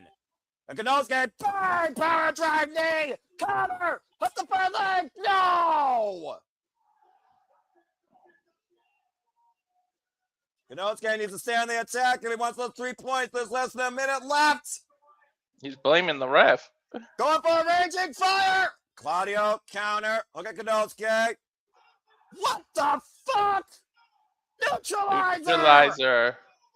Shoot the head, counter, hit the far leg, no! Yo! Fans cheering, fans standing, fans in disbelief, me included. Oh, the bell rings! I told you, that was a good match, too. Holy hell. So they both get the points, right? They both get 1 point, which means they both stand at the top of the block at 7. But I don't think they're still going at it. Why not? Freaking fight all night. I don't give a shit. Fight forever. And referees right now trying to break up these 2 men. As of course, we do still have a program to get to, but clearly we need this run back. How is Takesha let just Aubrey by herself hold him back? Because he's a gentleman. Yeah, again, Claudio, you're dealing with a Death Rider here at the end of the day. You might be dealing with pound for pound one of the most complete wrestlers in that ring. On paper, he's still a Death Rider. Okay, Aubrey, she knocked him down. Okay, fuck it. Man, Konosuke just leaping into Claudio. You're going to need more than just 3 referees to break these two up at this point. That's right. Get Rick Knox out there. Mm-hmm. Baby Kane. I don't think Rick Knox could handle this type of violence. There's the fight forever chant. Well, now they're finally separated for the moment. There we see John Moxley, Wheeler Yuta, Don Pac. The Death Rider is finally trying to cool off Claudio Castagnoli, and we see the Don Callis family coming to the opposite side here.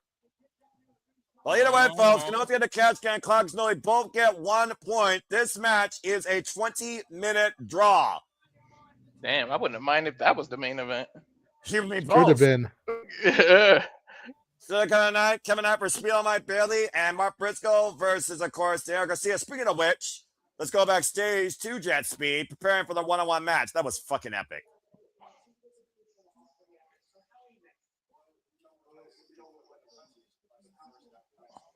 Right now, we're just getting a backstage interview here. All right, look, I'm not trying to stereotype, but why does Kevin Knight look like he's about to go shoot a rap video? I'm just saying, the hat, the dreads, the jacket, the shades, the chain. It does scream rapper, doesn't it? He looks like he's about to go film a music video, man. I can't probably know. He probably got some freestyle in him. That both these men are going to bring the absolute best against each other. Just speed up. I cannot wait to see these two go one-on-one after how fast and furious Kyle Fletcher and Speedball were. As again, Speedball and Kevin Knight are both tied at 3, looking to join the field of 6 with Kyle Fletcher, Kazuchika Okada. It's white and dirty versus white and nerdy. I asked you a couple of weeks ago what's going to happen when they two. I said that eventually they're going to have to face each other. Look, I got my answer a couple of weeks later. I mean, about to say they're in the same block, and we just saw our first draw in this fade. Now that Claudio and Konosuke, they're both tied at 7 because they each get 1 point. Good grief. And now look at that with Troy Giovanni. You better not book 2 draws in the same night. I'll be pissed. Well, in the meantime, I know you're going to be pissed about this. Grab a drink and toast. Time to celebrate, because here comes our inaugural AEW Women's World Tag Team Champions. Babes of Wrath. Babes of Wrath. Harley Cameron and Willow Nightingale sporting the gold. I couldn't be happier for Harley Cameron and Willow Nightingale. They earned it. An emotional night Wednesday night for JJ, Mr. Indifferent as well, who couldn't pick the winner before the fact, like Jerry the King Lawler. As we saw winners coming Wednesday night, Aubrey Edwards, of course, refereeing this match. It was Timeless Love Bombs, Timeless Story, Stormy Shirakawa against Willow Nightingale. Harley Cameron put out all the possible stops they could. I'm sorry to be that guy, Noah, but I think I'm getting my Christmas present a little bit early. Look at the jiggle on Willow tonight. Well, she has an extra reason to be extra positive here. As again, it was the finishing move and the babe with the power bomb. That combination allowed Harley Cameron and Nightingale to make history, becoming the first AEW Women's World Tag Team Champions. Willow's bringing new meaning to the phrase "more bounce to the ounce" tonight. Babes of Wrath. Babes of Wrath trending worldwide. I can finally breathe now because I just get to relax with great competitors, great champions. Great women's tag team champions. I'm jealous of Shivani. Khan's the professional. And for once, maybe they won't take the damn mic out of his hand or disrespect him. Damn. Oh, no. Well, no, only the heels do that. These are consummate baby faces. That's fair. That shirt's about 2 seconds from having the backs doing a blackout. Why do you think I said I got my Christmas present early, Walter? I know. Anyway, as we're trying to hear what they're saying. Look, Willow needs to be what I wanted Roxanne Perez to be. She needs to be that Ricky the Dragon Steamboat babyface that never turns heel. Mm-hmm. Star AEW. I need a mini puppet with a mini title. Let's go. For real. Come on, Harley. Let me get a mini Harley, mini Willow puppets with belts on them. The teams out there. There are a lot of women out there. Who's going next? Look, even my wife likes Willow. She watched Willow for the first time last week when we watched the Continental, when we watched the actual match, and she was liking her some. Well, you're wondering what was next. You might get a freaking second act because here comes the Timeless Love Bombs, Timeless Story Storm, and Mina Shirakawa to join the celebration. I told you on Wednesday, bro, they are going to run it back at World's End. And I'll bet you that's what's about to happen right now. Well, let's see if you're right, Nostradamus. I need an AEW to come to Sacramento, goddammit. I need them to come to Toledo. Walter, they're coming to Staples Center in March. Request the day off, get tickets, get your ass down here.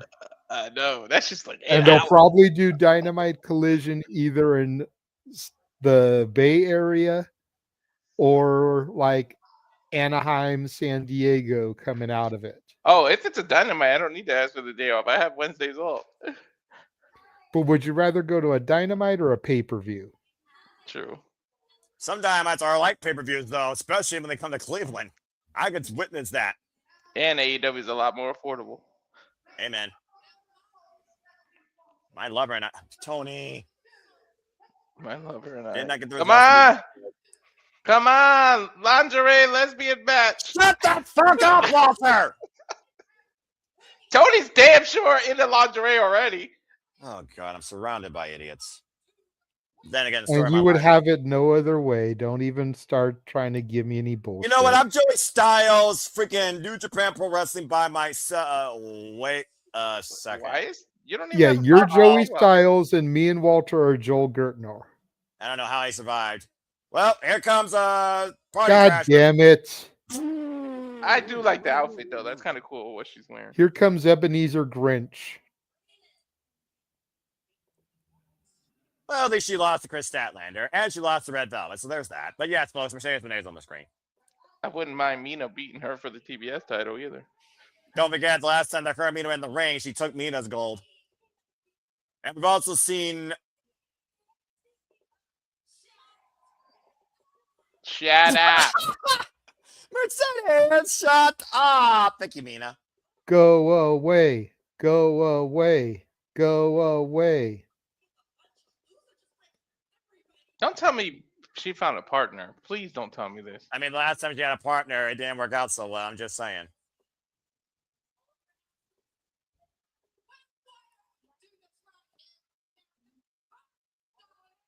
We'll do this right now in Cardiff, darling.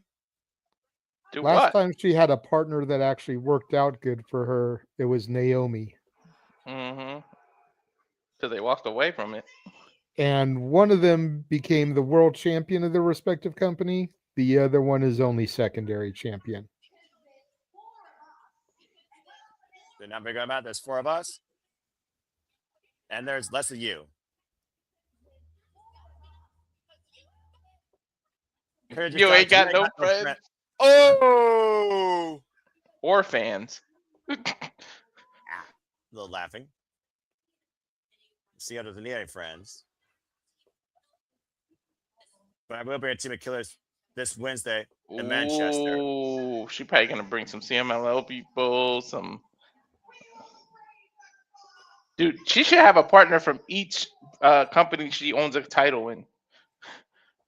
Well, challenge made, and I'm not going to repeat what Tony Storm said because that was as innuendo as it gets, but it sounds like we're going to have a 8-woman tag this coming Wednesday on Holiday Bash. Who the hell's Mercedes Moné going to hire? There's one you can say about money talks. Well, she can't get Bailey. She works for the other company. Can't get Naomi. She's pregnant. Well, while you keep in on that, get ready to see Tap Partners collide. Screw My Belly and Kevin Knight next. We return to AEW Collision. Fuck television. Okay. Maybe she'll tag with Minnie Monet. Minnie Monet jacked her jaw and blood guts. If you don't remember, she had breast knuckles inside of her. I remember. Fucking hell. Will she get some Japanese people, some CMLL people? I mean, they're also in the. They are also in the UK. Pro Wrestling Eve is not too far away. I'm just saying. So anyway, I've got another. Do they have a partnership with AEW? Yeah, because the Bruv literally works there. Shoot, Oh, the yeah. Super Nightingale. Chris Statlander is their international champion. That's probably what they're gonna do, though. I wouldn't mind it. Shoot, give me more of that freaking grunge underground move with that all women's promotion. Give me Anita Vaughn. Give me freaking whoever else you can there. Shout out, by the way, to Chris Wolf, of course, who is retired. Well, that being said, we got a commercial break, and we're going to talk about a lot of upcoming activities. Of course, you know the last time is now tonight when we cover John Cena's final match against Gunther on Saturday night's main event. Stay tuned for more on that and John Cena Appreciation Night on the Saturday Shenanigans. But with that all being said, we got a commercial break for television. Here's another look in what's ahead here at Cinema Studios. Watch along coverage. Check this out. And now for a taste of things to come.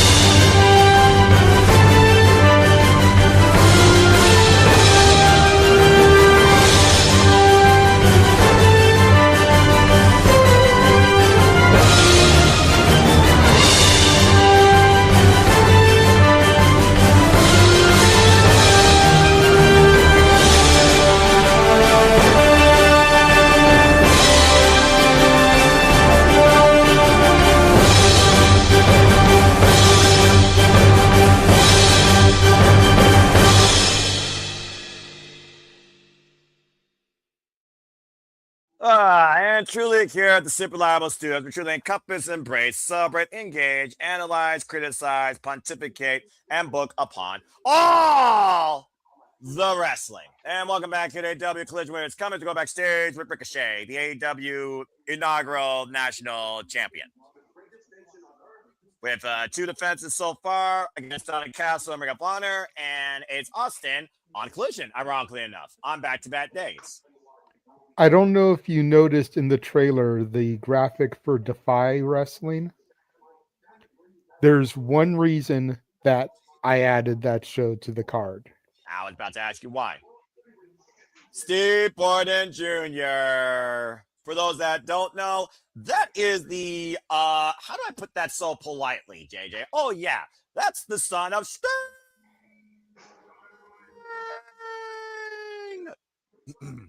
We saw him dressed like Sting, the old Sting in the last, his last match. That is exactly correct. And of course, next week we have a holiday bash before the holiday season officially arrives, as we will see who takes one step closer, not going after the brass ring, but the Dynamite Diamond ring. As we learn, the holiday bash next week will have the Dynamite Diamond Battle Royale. The winner of that, of course, will face Maxwell Jacob Freeman. And the winner of that match will get a shot at the AEW Men's World Championship at Maximum Carnage all next year. A lot of people in their name in the hand and clean. Ricochet, Brody King, Bobby Lashley, and Shelton Benjamin, as well as Brody King. But of course, Maxwell Jacob Freeman has been the sole bearer of this ring since the inception of this Dynamite Battle Royale. He won't even be in it to defend it either. He doesn't have to defend it. He's defending the right to hold it. The Battle Royale puts the person on the other side of the marquee of Maxwell Jacob Freeman. That's how this works. Coming up on Wednesday, folks. Stay tuned for more on that. Dynamite Diamond Battle Royale, part of a 3-hour special of Dynamite and Collision next week, Wednesday night. Holiday Bash, Manchester, England, 8 p.m. Standard Time. As we get ready for Continental Classic action, time for Kevin Knight and Speed on My Belly to finally go one-on-one. The Jet, Kevin Knight, is jet to fly, ready to soar. Former Best Super Juniors participant, former IWGP Junior Heavyweight Tag Team Chairman, and of course the tag partner of Speedball Mike Bailey. Both men going in here with 3 points. Renee Paquette giving us some stats here. I love that. Kevin Knight also, who has been in the ring with Kazuchika Okada earlier this year for that Continental Championship.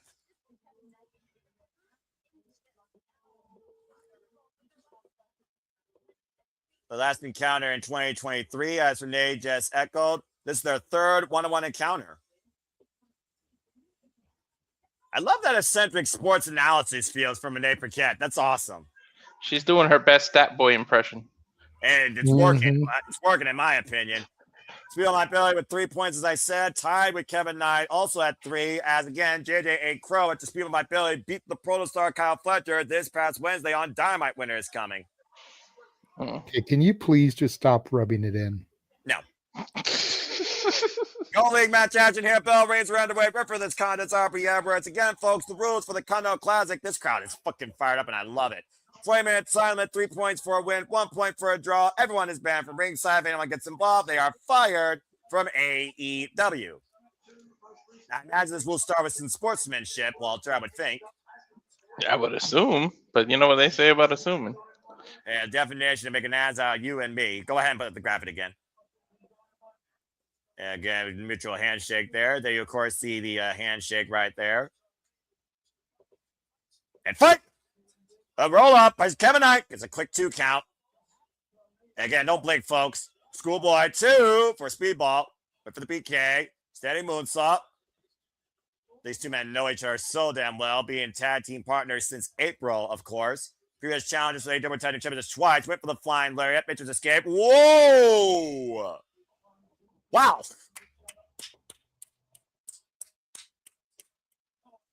Oh, look at that. They actually gave you a breath to breathe in between. Yeah, sometimes AEW does that, believe it or not. Just depends on the match, and it depends on the approach of the match. And this is not going to be a technical classic. This is going to be a high-speed offensive battle. And spring, up and over. Great sidestep there. Waist lock, and Kevin Knight pushing Speedball in the corner. Of course, we're seeing the wear and tear of this tournament, Walter. Heavy kinesio tape on both competitors. Mm-hmm. Right there, Speedball's lower back. Of course, tournament itself is an endurance battle of your own physical well-being as much as your mental fortitude. Yeah. And you see right there, AEW continuing the new year. Tulsa, Oklahoma. Maximum Carnage that will be covering here Wednesday, January 14th. We know we'll have a men's AEW Championship match. Oh, midsection. I just hope they're able to realize this is just part of the tournament and they can still keep their chemistry and keep their team alive, because every team eventually wants to know who's the better of the two. We might find out tonight now. Well, the Continental Classic is a hell of a proving ground, if we're being honest here. And Kevin Knight denied takeoff from the runway. Speedball back inside the ring. And Speedball over the top. Lands on the floor. Kevin Knight, again, both these men right now literally outpacing each other. They're not pulling punches either. If this is how they treat their friends, I hate to be their enemy. And out of the corner, triangle moonsault takes Kevin Knight down the outside. And this match continues, folks, in the Continental Classic Jet Speed 101 after this commercial break. Fuck television. Damn it. Again, the problem with television. I pray that Peacock doesn't do that in between matches, but we'll see. I heard last time they didn't, so again, I'll take your word for it. No, last time they were pretty good with it. They were pretty good with it. This is WWE, the over freaking franchising. There was no commercial. It was just packages, but this is Cena's last match, so they might just do a bunch of different packages for Cena in between.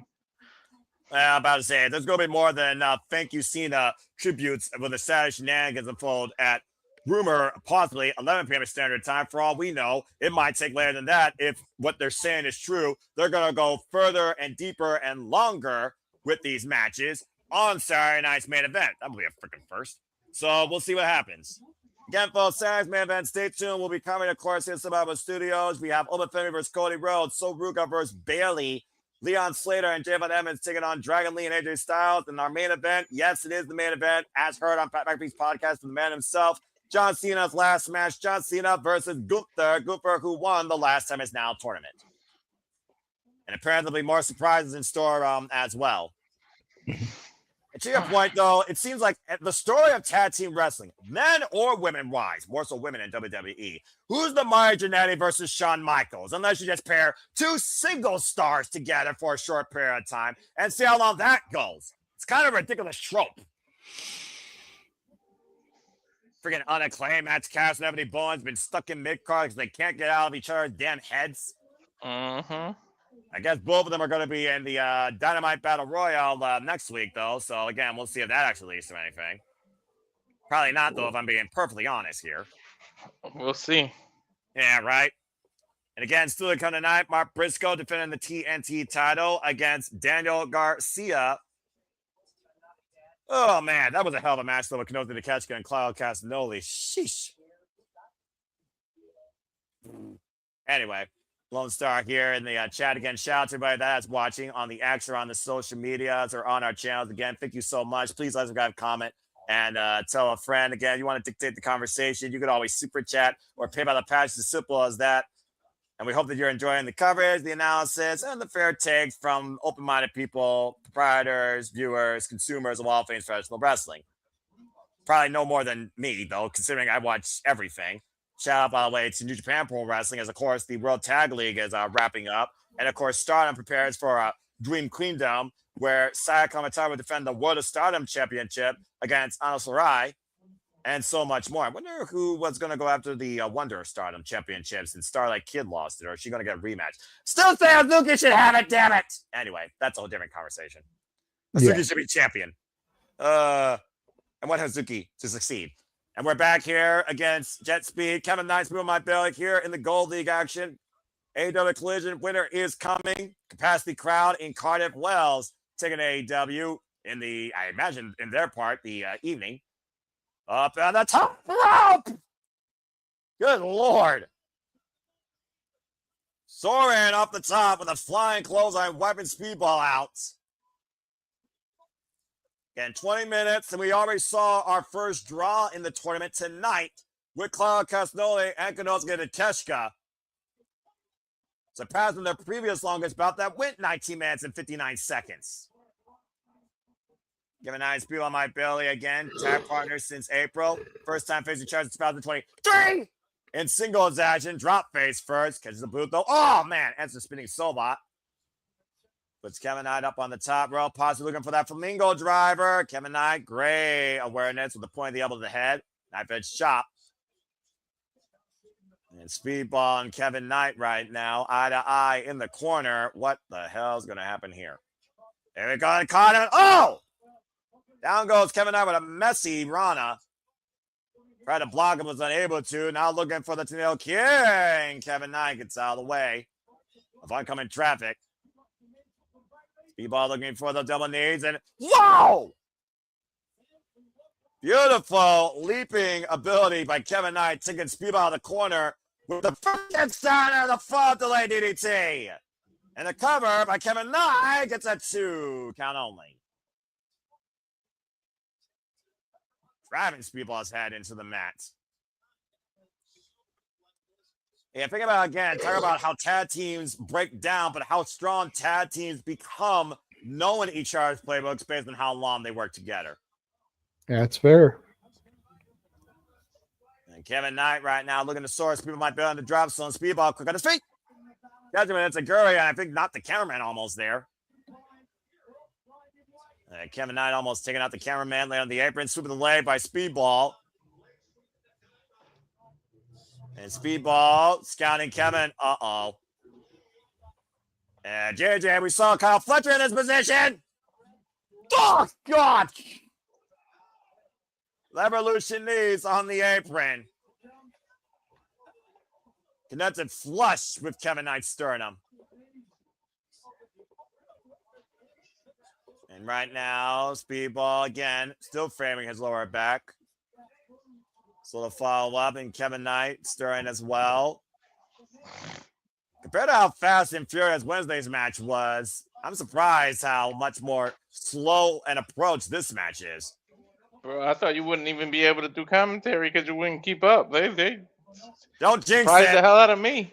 Kevin Knight just surprised me leading up to the top. We're going to be over superplex Holding on. Wait, man. Boom, man. Shoulders down. Almost got a double cover. Ooh. Whoa. I guess technically both would have got 3 points in that situation, I would think. Or I guess it's a draw. It's like a big one. One shot, fast fly. Cover the single leg. Kevin Knight roll through. Deep hook and kick out. Yo, I like that joke. Who's she going to get? BMW, Honda, and Volkswagen? Drop kick. Huge drop kick by Kevin Knight, wiping out Speedball in the run-in. Mercedes is high end, so BMW works, but I think you'd need Rolls Royce and Tesla. Right. Honda and Volkswagen are a little bit too cheap for Mercedes, I think. Kevin Knight spinning up the top rope. Oh, Skye midair. Big combo on the shoulder there. Versus the How did he do that Spanish fly? That was some crazy shit. Speedball be doing some stuff. There's a reason why Speedball My Belly has been many people's wrestler to watch year round since finally being able to go across the border. Of course, Speedball's doing some stuff, Walter. Speedball's a drug reference. I know. I wish he stayed with Scott TNA because I would love to see him and Slater for the X Division right now. Yeah, Speedball My Belly and Kevin Knight right now need to get back up to their feet. That'd be wild if this goes to the time of the draw like the other match. That'd be crazy. That would be a first. Please don't do that. Please don't give me 2 in the same night. I'll be pissed. Why would you be pissed at that? Because it's just twice in the same night. Oh, it's too much. Too much. A dead heat competition. Uh-oh. Wait a minute. What? Because listen, if you keep doing draws, then it makes the next match it makes them look weak. Like look who you lost to. Oh God! Meeting in the middle. Both men with the same front colliding mid-air in the middle of the ring. I don't know who got the worst of that. But well, Kevin Knight right now is looking to travel from the east to west, and Speedball is not even on his feet, staggered in the corner. The Jet looking to fly coast to coast. Clear for a landing. Kevin Knight looking to follow up here. Looking to plant 3 points. Big UFO splash, but catch the feet of Speedball My Belly. That could crack a rib as he runs into the tornado kick. Cover. 2. No. The problem is when you fight your partner, who knows you better than your partner? Like he can counter everything because they know what you're going to do before you even think of it. And prior to that, these two faced each other in Impact Wrestling for the first time ever when Kevin Knight was on excursion in 2023. Again, black belt Taekwondo paying off for Speedball My Belly here. And of course, Kevin Knight, a student out of the LA dojo. Up on the second rope. Uh-oh, Kevin Knight doesn't want to be there. Oh, look for ultimate weapon. Kevin Knight scouting it. Now looking for the Maestro Creel. Speedball, hook of the head and leg. Kevin Knight reversal. 2. Oh. Damn. Standing switch exchange right now with Speedball and Kevin Knight. Speedball, straight jacket. Decided Kevin Knight. Kevin Knight does the cover. But Speedball the reversal 2. Got the legs cradle. Could not keep Kevin Knight down though. Oh. Yo, how did he kick out when his arms were like in a straight jacket position? The legs were not fully trapped. Remember, he trapped Kevin Knight on Wednesday Night Dynamite. And right now, looking for the Flamingo driver. And connects cover. 2. Oh, it's over. Up to 6. Ooh. Okay, Speedball. Haven't seen him pull that on in a long time. Hell of a friendly bout, and I do mean friendly. To Walter's point, these guys are tag team partners, and Jet Speed said when it came to this, we're going to bring it all out, and they did. Speedball My Belly joins the field at 6 with Kazuchika Okada and Kyle Fletcher, with each man only having 2 matches left on the way to the semifinals at World's End. I know the finals that I'm begging for, but it's really anybody's ball game except maybe Strong right now. Like, seriously, this is a really unpredictable Continental Classic. Yeah, this is far more predictable than last year. And again, though, you see Speedball and Kevin Knight, though, mutual respect being shown there. Feeling like Barry winning with the Flamingo driver. Very well done. I love contests like that. All right. Of course, we get ready for our main event here. Again, I'm not sure how much Kevin and Speedball took out of each other here during that bout. We go backstage with the pro star Kyle Fletcher, who was upset by Speedball Mike Bailey. All the momentum in the world. Let's go to the top of the Gold League. And it's ruined. But having enough time to wallow. Faces next challenger, Bastard Pac. I like the way he says bastard. But I mean, he's Australian, bastard. This is the kind of classic. And pin him against my own family members. I have to win it against you. Man, I'm entire arena behind you. Look at Briscoe. Bring your best, bastard. And speaking of which, we are in the Bastards' home turf. I was right about that. That match is in Manchester, England. Ooh, yeah. You heard the crowd react to him? It's literally a homecoming hero. Let me put it clear. I do not care how brilliant your matches are. How brilliant he thinks your matches are.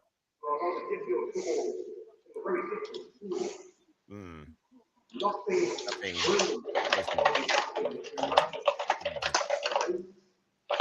Why do I feel like I'm in an echo chamber? Brilliant happening in Manchester. Write it down, Kyle, because I am a very different breed, forged from decades of experience at the very highest level. Speedball knows. Okada knows, and very soon you will know it too. As we got a full commercial break, fuck television. Okay, so now we know next week we're going to get in Manchester, England, Speedball, Boston Pac versus Kyle Fletcher in Manchester. All right, we'll see what that leads to. And again, folks, do you have your early picks yet to win based on what you've seen so far in the Continental Classic? Do you still believe it's going to be Walter's dream of Kenosi Takeshita versus Shuchika Okada, even in the semifinals at some point, if possible? Do you think there's going to be an upset? Do you think Roderick Strong or Jack Perry play a spoiler? Again, we'll keep you covered here as we cover the entire Continental Classic for the first time ever. Damn sure won't be the last time. I've had more fun with this than I've had a long fucking time covering wrestling on a consistent basis. Again, folks, next week, Continental Classic continues in Manchester, United Kingdom on December the 17th, Holiday Bash, Dynamite Collision, 3-hour special. Then we return from across the pond to the Hammerstein Ballroom in New York City, the 20th and 21st for AEW Dynamite on 34th Street and Christmas Collision. And of course, it all culminates in our finals at World's End in Chicago, December 27th, the finals and semifinals Continental Classic in the end of this tournament. And I cannot wait for this freaking show now that I also know Kris Statlander defends the gold against Jamie Hayter. Let's fucking go. But I love these moments where I can just breathe and relax for a little bit. And JJ, you've been silent for a moment, bro. What's on your mind about anything? Go for it. Not a whole lot, man. I've just kind of been multitasking. As you always do. Outside Walter Cruz, you're two of the hardest working men I know outside this crazy internet family I've come to know of you yahoos. Man, respect. Anyway, as we got a moment to breathe, hope everyone's enjoying the conversation, reactions, coverage, takes, the humor, Nick's insanity in the chat, and also their analysis and punchline follow us again. Thank you all for tuning in. Please leave a comment and tell a friend. And I think that definitely Renegade Twins first shout out. I mean, for a long time, there was that whole idea of Charlotte and Robin Renegade being part of the CEO's business board. So it depends if they're both medically clear, because I know I've only seen Robin Renegade compete as of late. So we'll see what happens. And by the way, we're in the UK. They're not only the fashion capital, they also have foreign cars. You're thinking about Maserati or a Ferrari or, you know, other stuff like that. Non-American made. As we go back inside for our next I wouldn't mind having a bus, a Volkswagen bus. The way they remade it, those shits are nice. Yeah, that's fair. And it's time on AEW Collision where it's coming. TNT time on the line. 20-minute time limit. Garcia versus Mark Briscoe. A match from last year's Continental Classic, by the way. that Mark Briscoe won. No disrespect to Briscoe and Garcia. I know it's for TNT title. I know the rivalry and everything, but I really feel like Claudio Takeshita should have ended it like that. Yeah, But I think it's well, post-match. I feel that way because of the match they gave us, so maybe that's what it is. Yeah, it might be also one of those things where it comes down to what's more important right now, the TNT title on TNT or the Continental Classic itself. And that fan may want to judge Daniel Garcia. He wants to dare that fan to judge the most lethal compared to this women's division, Marina Shafir. Of course, Marina Shafir escorting Daniel Garcia to ringside. Unlike the Continental Classic, seconds can be out here at ringside. And Lord knows when you face a Death Rider, you never face one of them alone. Why, this man's been going at it all on his own since the passing of his brother. Rest in peace, Jay Briscoe. Hey, that crazy chicken man. Anytime my Briscoe's on my screen, it's a good time to be a fan of professional wrestling. First defense for the new TNT champion after being Kyle Fletcher at AEW Full Gear. Look at Daniel Garcia, a Death Rider ass whipping tonight in Cardiff, Wales. See what sort of Daniel Garcia we get tonight. That lethal technician or that Death Rider influence. And there you see the TNT Championship held up by Bryce Rensburg, that camel design. I love that strap, by the way. I love the TNT title literally has its own personality with each champion. Bell reigns were underway. I'm honestly torn right now between which belt I like more, Ethan Page's North American Championship or Mark Briscoe's TNT Championship.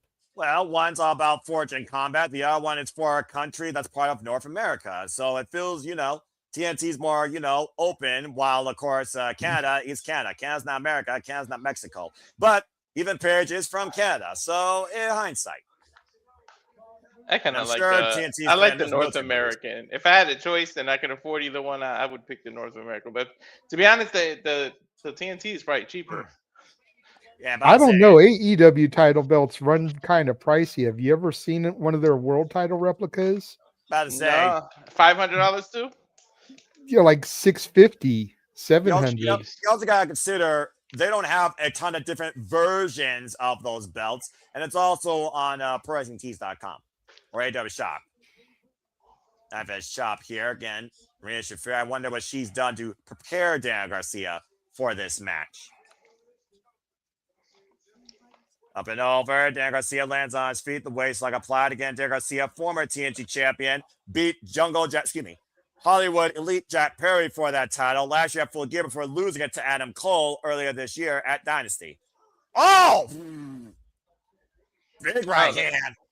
They got a link to Amazon Prime too because of the relationship. I forgot. I forgot about that. Just good holiday shopping, of course. Harley Cameron will tell you more about that with her 12 Days of Christmas rendition. Figure for that, Walter. Mark Briscoe, the 29th TNT champion in this company's history. Dude, they said you can pre-order the AEW Unified Championship, $799.99. Yeah, that sounds about right. That sounds about right for any belt collector. And right now, Daniel Garcia driving the knee into Mark Briscoe, driving him into the barricade, face first. The cheapest one is the TBS title. That is $600. The AEW Women's World title is $700. I wonder who makes their belts, actually. It's not FOD belts, I imagine.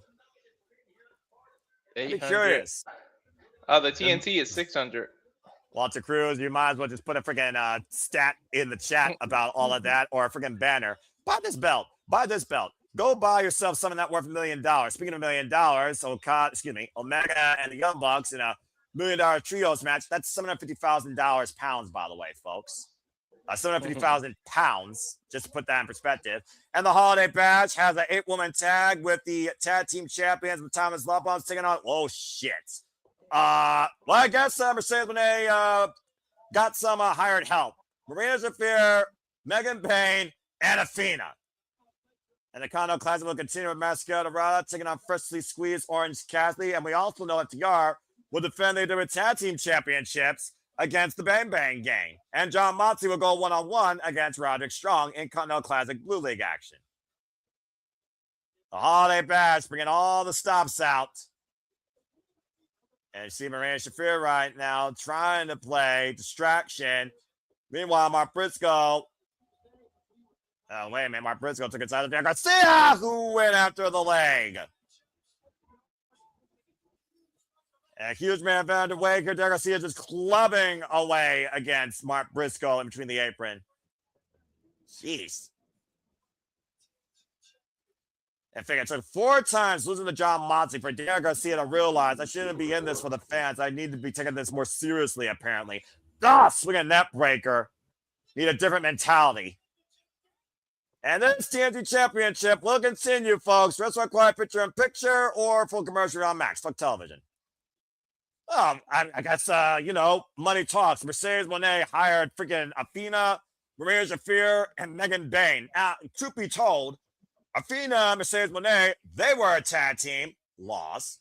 Megan Bayne and Maria Shafir, they were a tag team. Loss. You literally got a whole entire AEW Women's Tag Team division, or at least half of it, in that 8-woman tag next week. Much to JJ's point earlier. And I'm here for it. I'm here for it. Athena's on Dynamite again, too. I'm fucking here for that as well. Although, last time she was in the UK, talking about history, she tapped out to Timeless Tony Storm. Just saying. Seriously, like, who's going to take her towel? Talk about Mercedes Moné. Who's going to take the towel off Athena? I've lost track. I'm out of names. Hazuki. Fuck it. Why not? I am going to let you guys go. Yeah. The finale here. That way I can start getting set up for the Saturday night's main event thing. Yes, and before JJ goes, folks, again, if you want to prepare for that as well, you will see us on the other side. Having prepared for the last time, John Cena's final match, Saturday's main event, we will be covering it. There will be an hour-long kickoff show talking about this card, this match, and appreciating John Cena, JJ, Jeff, and others to be involved as well. And then we will see you bell time, 8 p.m. Eastern Standard Time for our coverage, while JJ, Jeff, and Gino will take the reins, acknowledge that, in the main event. That will be John Cena versus Gunther in John Cena's final match. So again, stay tuned for JJ and Jeff to lead the pre-show festivities before we head into the Saturday shenanigans, as we will be covering Saturday night's main event. Appreciate you, brother. See you shortly. And of course, right now, then the what too. Just me and Walter on the call here. And Walter, again, folks, always multitasking here.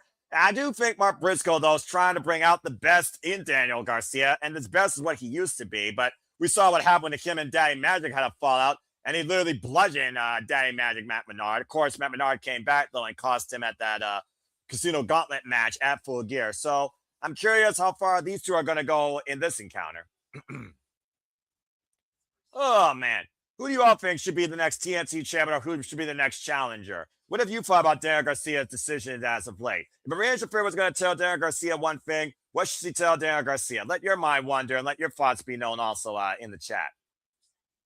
As we got, again, full commercial break. Fuck television for life, as I always said. Thank you, by the way, for those who have been following along with my Superman's brand with my friends Walter Cruz and Big G on our John Cena Super Retrospective ahead of Cena's last match. He prepares for Gunther as Mark Briscoe looks to overcome Daniel Garcia in Cardiff, Wales. TNT Championship on the line in our main event here on AEW Collision. Winter is coming.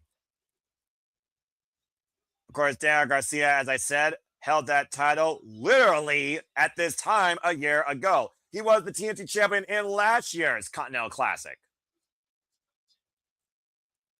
Love the orbital camera here. Overhead shots by Mark Briscoe to Daniel Garcia, trying to mount a comeback here. Keeps on fighting so he can't fight no more.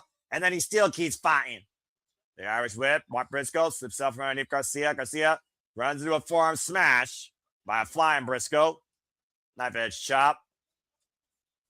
Yeah, Mark Briscoe, 13-time Ring of Honor Tag Team Champion. Father of 10. Jesus, that's a full house. Oh! And runs through Garcia with that forearm smash. And Mark Briscoe back up to his feet. Now Garcia slow to stagger. Now Briscoe with the left-hand jab, squaring off against the former TNT champion, former Ring of Honor Pure champion. Of course, Mark Briscoe, former Ring of Honor World champion. Crowd friendly behind Mark Briscoe here, and I can't say I don't blame them. Big exploder out of the corner. Last time these two faced each other, all that fought cover, back press on the far leg, and a 2 count was last year in the Continental Classic Blue League. Mark Briscoe beat Daniel Garcia within 20 minutes. That's how long this match has, folks. Took 60 minutes and 22 seconds. It was right here in my state, too, in Columbus, Ohio. Of course, I'm in Toledo. Looking for the J Driller. Garcia widening his base, getting leverage. With the short range lariat, and oh! Dangerous Saito. Mark Briscoe landing on his head. Mark Briscoe fired up, though. Back up to his feet, man. Garcia calling the Spicoli driver. And a full sliding lariat. And Mark Briscoe might be looking to reach for the sky, boy. Might be feeling a little froggy. Could be a froggy ball away from retaining. Bryce checking on Garcia. Meanwhile, Maria Shafir getting involved behind the referee's back. Wait a minute. And I think Bryce saw or has an idea of what happened, but again, and Bryce, I think you and I can both see what's happening here. Again, though, you can't call what you can't see, unfortunately. You know, I understand the football references in the UK for VAR. They should have VAR in AEW whenever they go to freaking UK. Hey, it's not a Continental Classic match, so she's not risk being fired. I suppose that's true as well. Yeah, I gotta see a rig in the spine of Mark Briscoe. I'm sure United Kingdom, Manchester, and Liverpool know a thing or two about being screwed here. And right now, since there, look at you making sports references. Okay, a little bit here and there. Superplex. Thank you, PlayStation Access, by the way. Kept us holding on to JJ. I was doing something from work. I figured you were, dude. I told you, you and JJ are multitaskers. But what happened to JJ? I don't see him.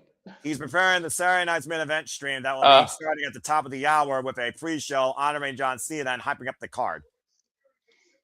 And right now, Derek Garcia looking to send Mark Briscoe again for the right superplex again. And still holding on. Again, I'm not sure how much more this is taking out Garcia versus Mark Briscoe here. Unable to escape right now the clutches of the Death Rider. You don't think AEW did this on purpose, do you? No. I figure at the end of the day, when you deal with basketball going to double overtime, freaking sports, this is what happens when you're on a network that you try and stream everything seemingly live. Again, this is live. Oh! But do you not think that they could have just let HBO Max go live and then say, have TNT join it later? Or show a little picture-in-picture of the game and AEW? Nah, again, those things just don't freaking coexist. But a brainbuster does on Daniel Garcia, as Mark Briscoe has found a counterpoint. But yeah, that'd be smart thinking. But again, when you're about greed versus the fans, it is what it is. And at the end of the day, 20 Khan may not be a money mark, but Warner Bros. Discovery definitely is. As that's right now in the bidding war. Netflix, Paramount, who knows what the fuck else is trying to get all those stupid movies. Up to 4. And again, the Continental Classic semifinals and finals will conclude at World's End. Also on World's End, it will be Kris Statlander defending the AEW World Championship against Jamie Hayter. Let's fucking go. And oh shit. Now I missed because I got distracted. I saw Athena was one of the partners. Who were Mercedes partners? Hold that far. The AEW Men's World Championship has been declared official in a freaking 3-way. It's going to be Swerve. I was choked looking at that graphic. Yep. And they're going to have a contract signing next week on Holiday Bash for that match.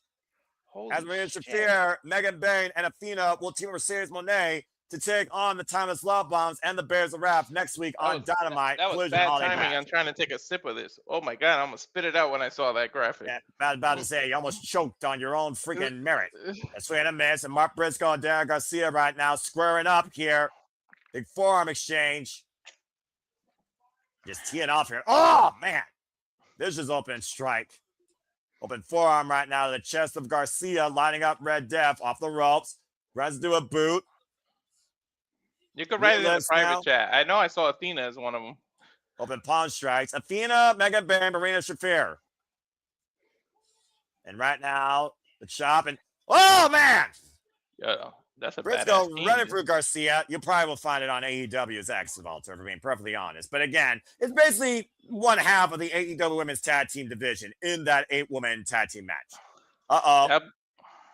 That's a badass team, though. I can't lie.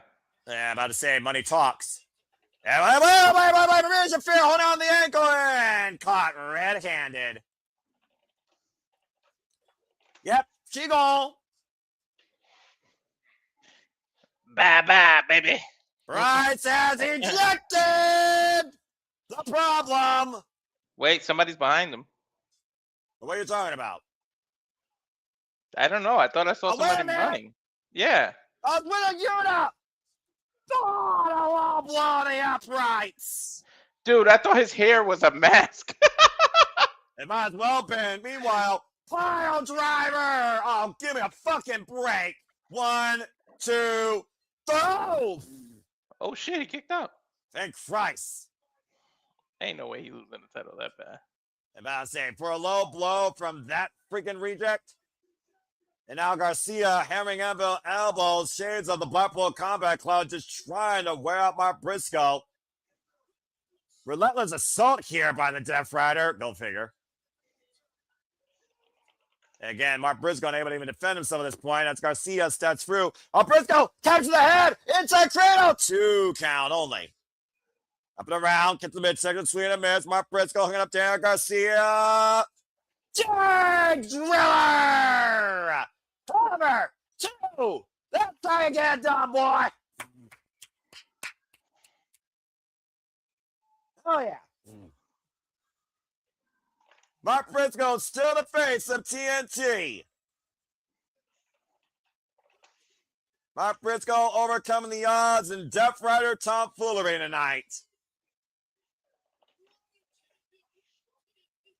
going to be a hell of a TNT champion, I'll tell you that much. Dude, It's a strong chicken, man. Next week just intrigued the shit out of me with the matches they added. Yeah, but I'll say, let's take a look at the matches, Walter. $1 million, 750,000 pounds. Winner takes all trios match, the Elite versus the Don Callis family. Dynamite Diamond Battle Royale. And there's the 8-woman tag. Mercedes Monet, Athena Range, and Fair Mega Bay taking on the Babes of Wrath and Timeless Love Bombs. We also will get a continue the Continental Classic as Mascot Dorado goes one-on-one with Freshly Squeezed Orange Cassidy. And John Moxley goes one-on-one with Roderick Strong. Yo, you think Strong finally gets on the board? I think so. And Kyle Fletcher takes on the busted Pac as FTR defends the AEW Tag Team Championships against the Bang Bang Gang. And we know we got a contract signing with Samoa Joe, Swerve Strickland, and him and Adam Page for the AEW Men's World Championship at World's End. What time are they airing it Wednesday? And it looks like it's 8 p.m. Eastern Standard Time next week, Wednesday night. So normal hell of a time, night, though. even though it's in Manchester? Yeah, but I'll say, it looks like it might be a pre-recording, honestly, at that point. I don't know. But for right now, Winter is Coming concludes. We bid you all a short fine adieu. Stay tuned for JJ and a gaggle of respectable fools honoring John Cena. We'll see you on the other side. Until next time, this is AEW. This is Not Diamond. This has been Collision. It's been a hell of a fun time. For Walter Cruz, I'm Noah Foster. Make a positive impact in life. Have a good night, and thank you for tuning into our coverage of AEW Collision. Winter is coming as we get ready now for John Cena's final bout in his career's undoing ahead of the Saturday shenanigans. Walter, cut the fucking feed and go enjoy the pre-show if you want. I'll see you guys at the top of the next hour. See you next time, folks.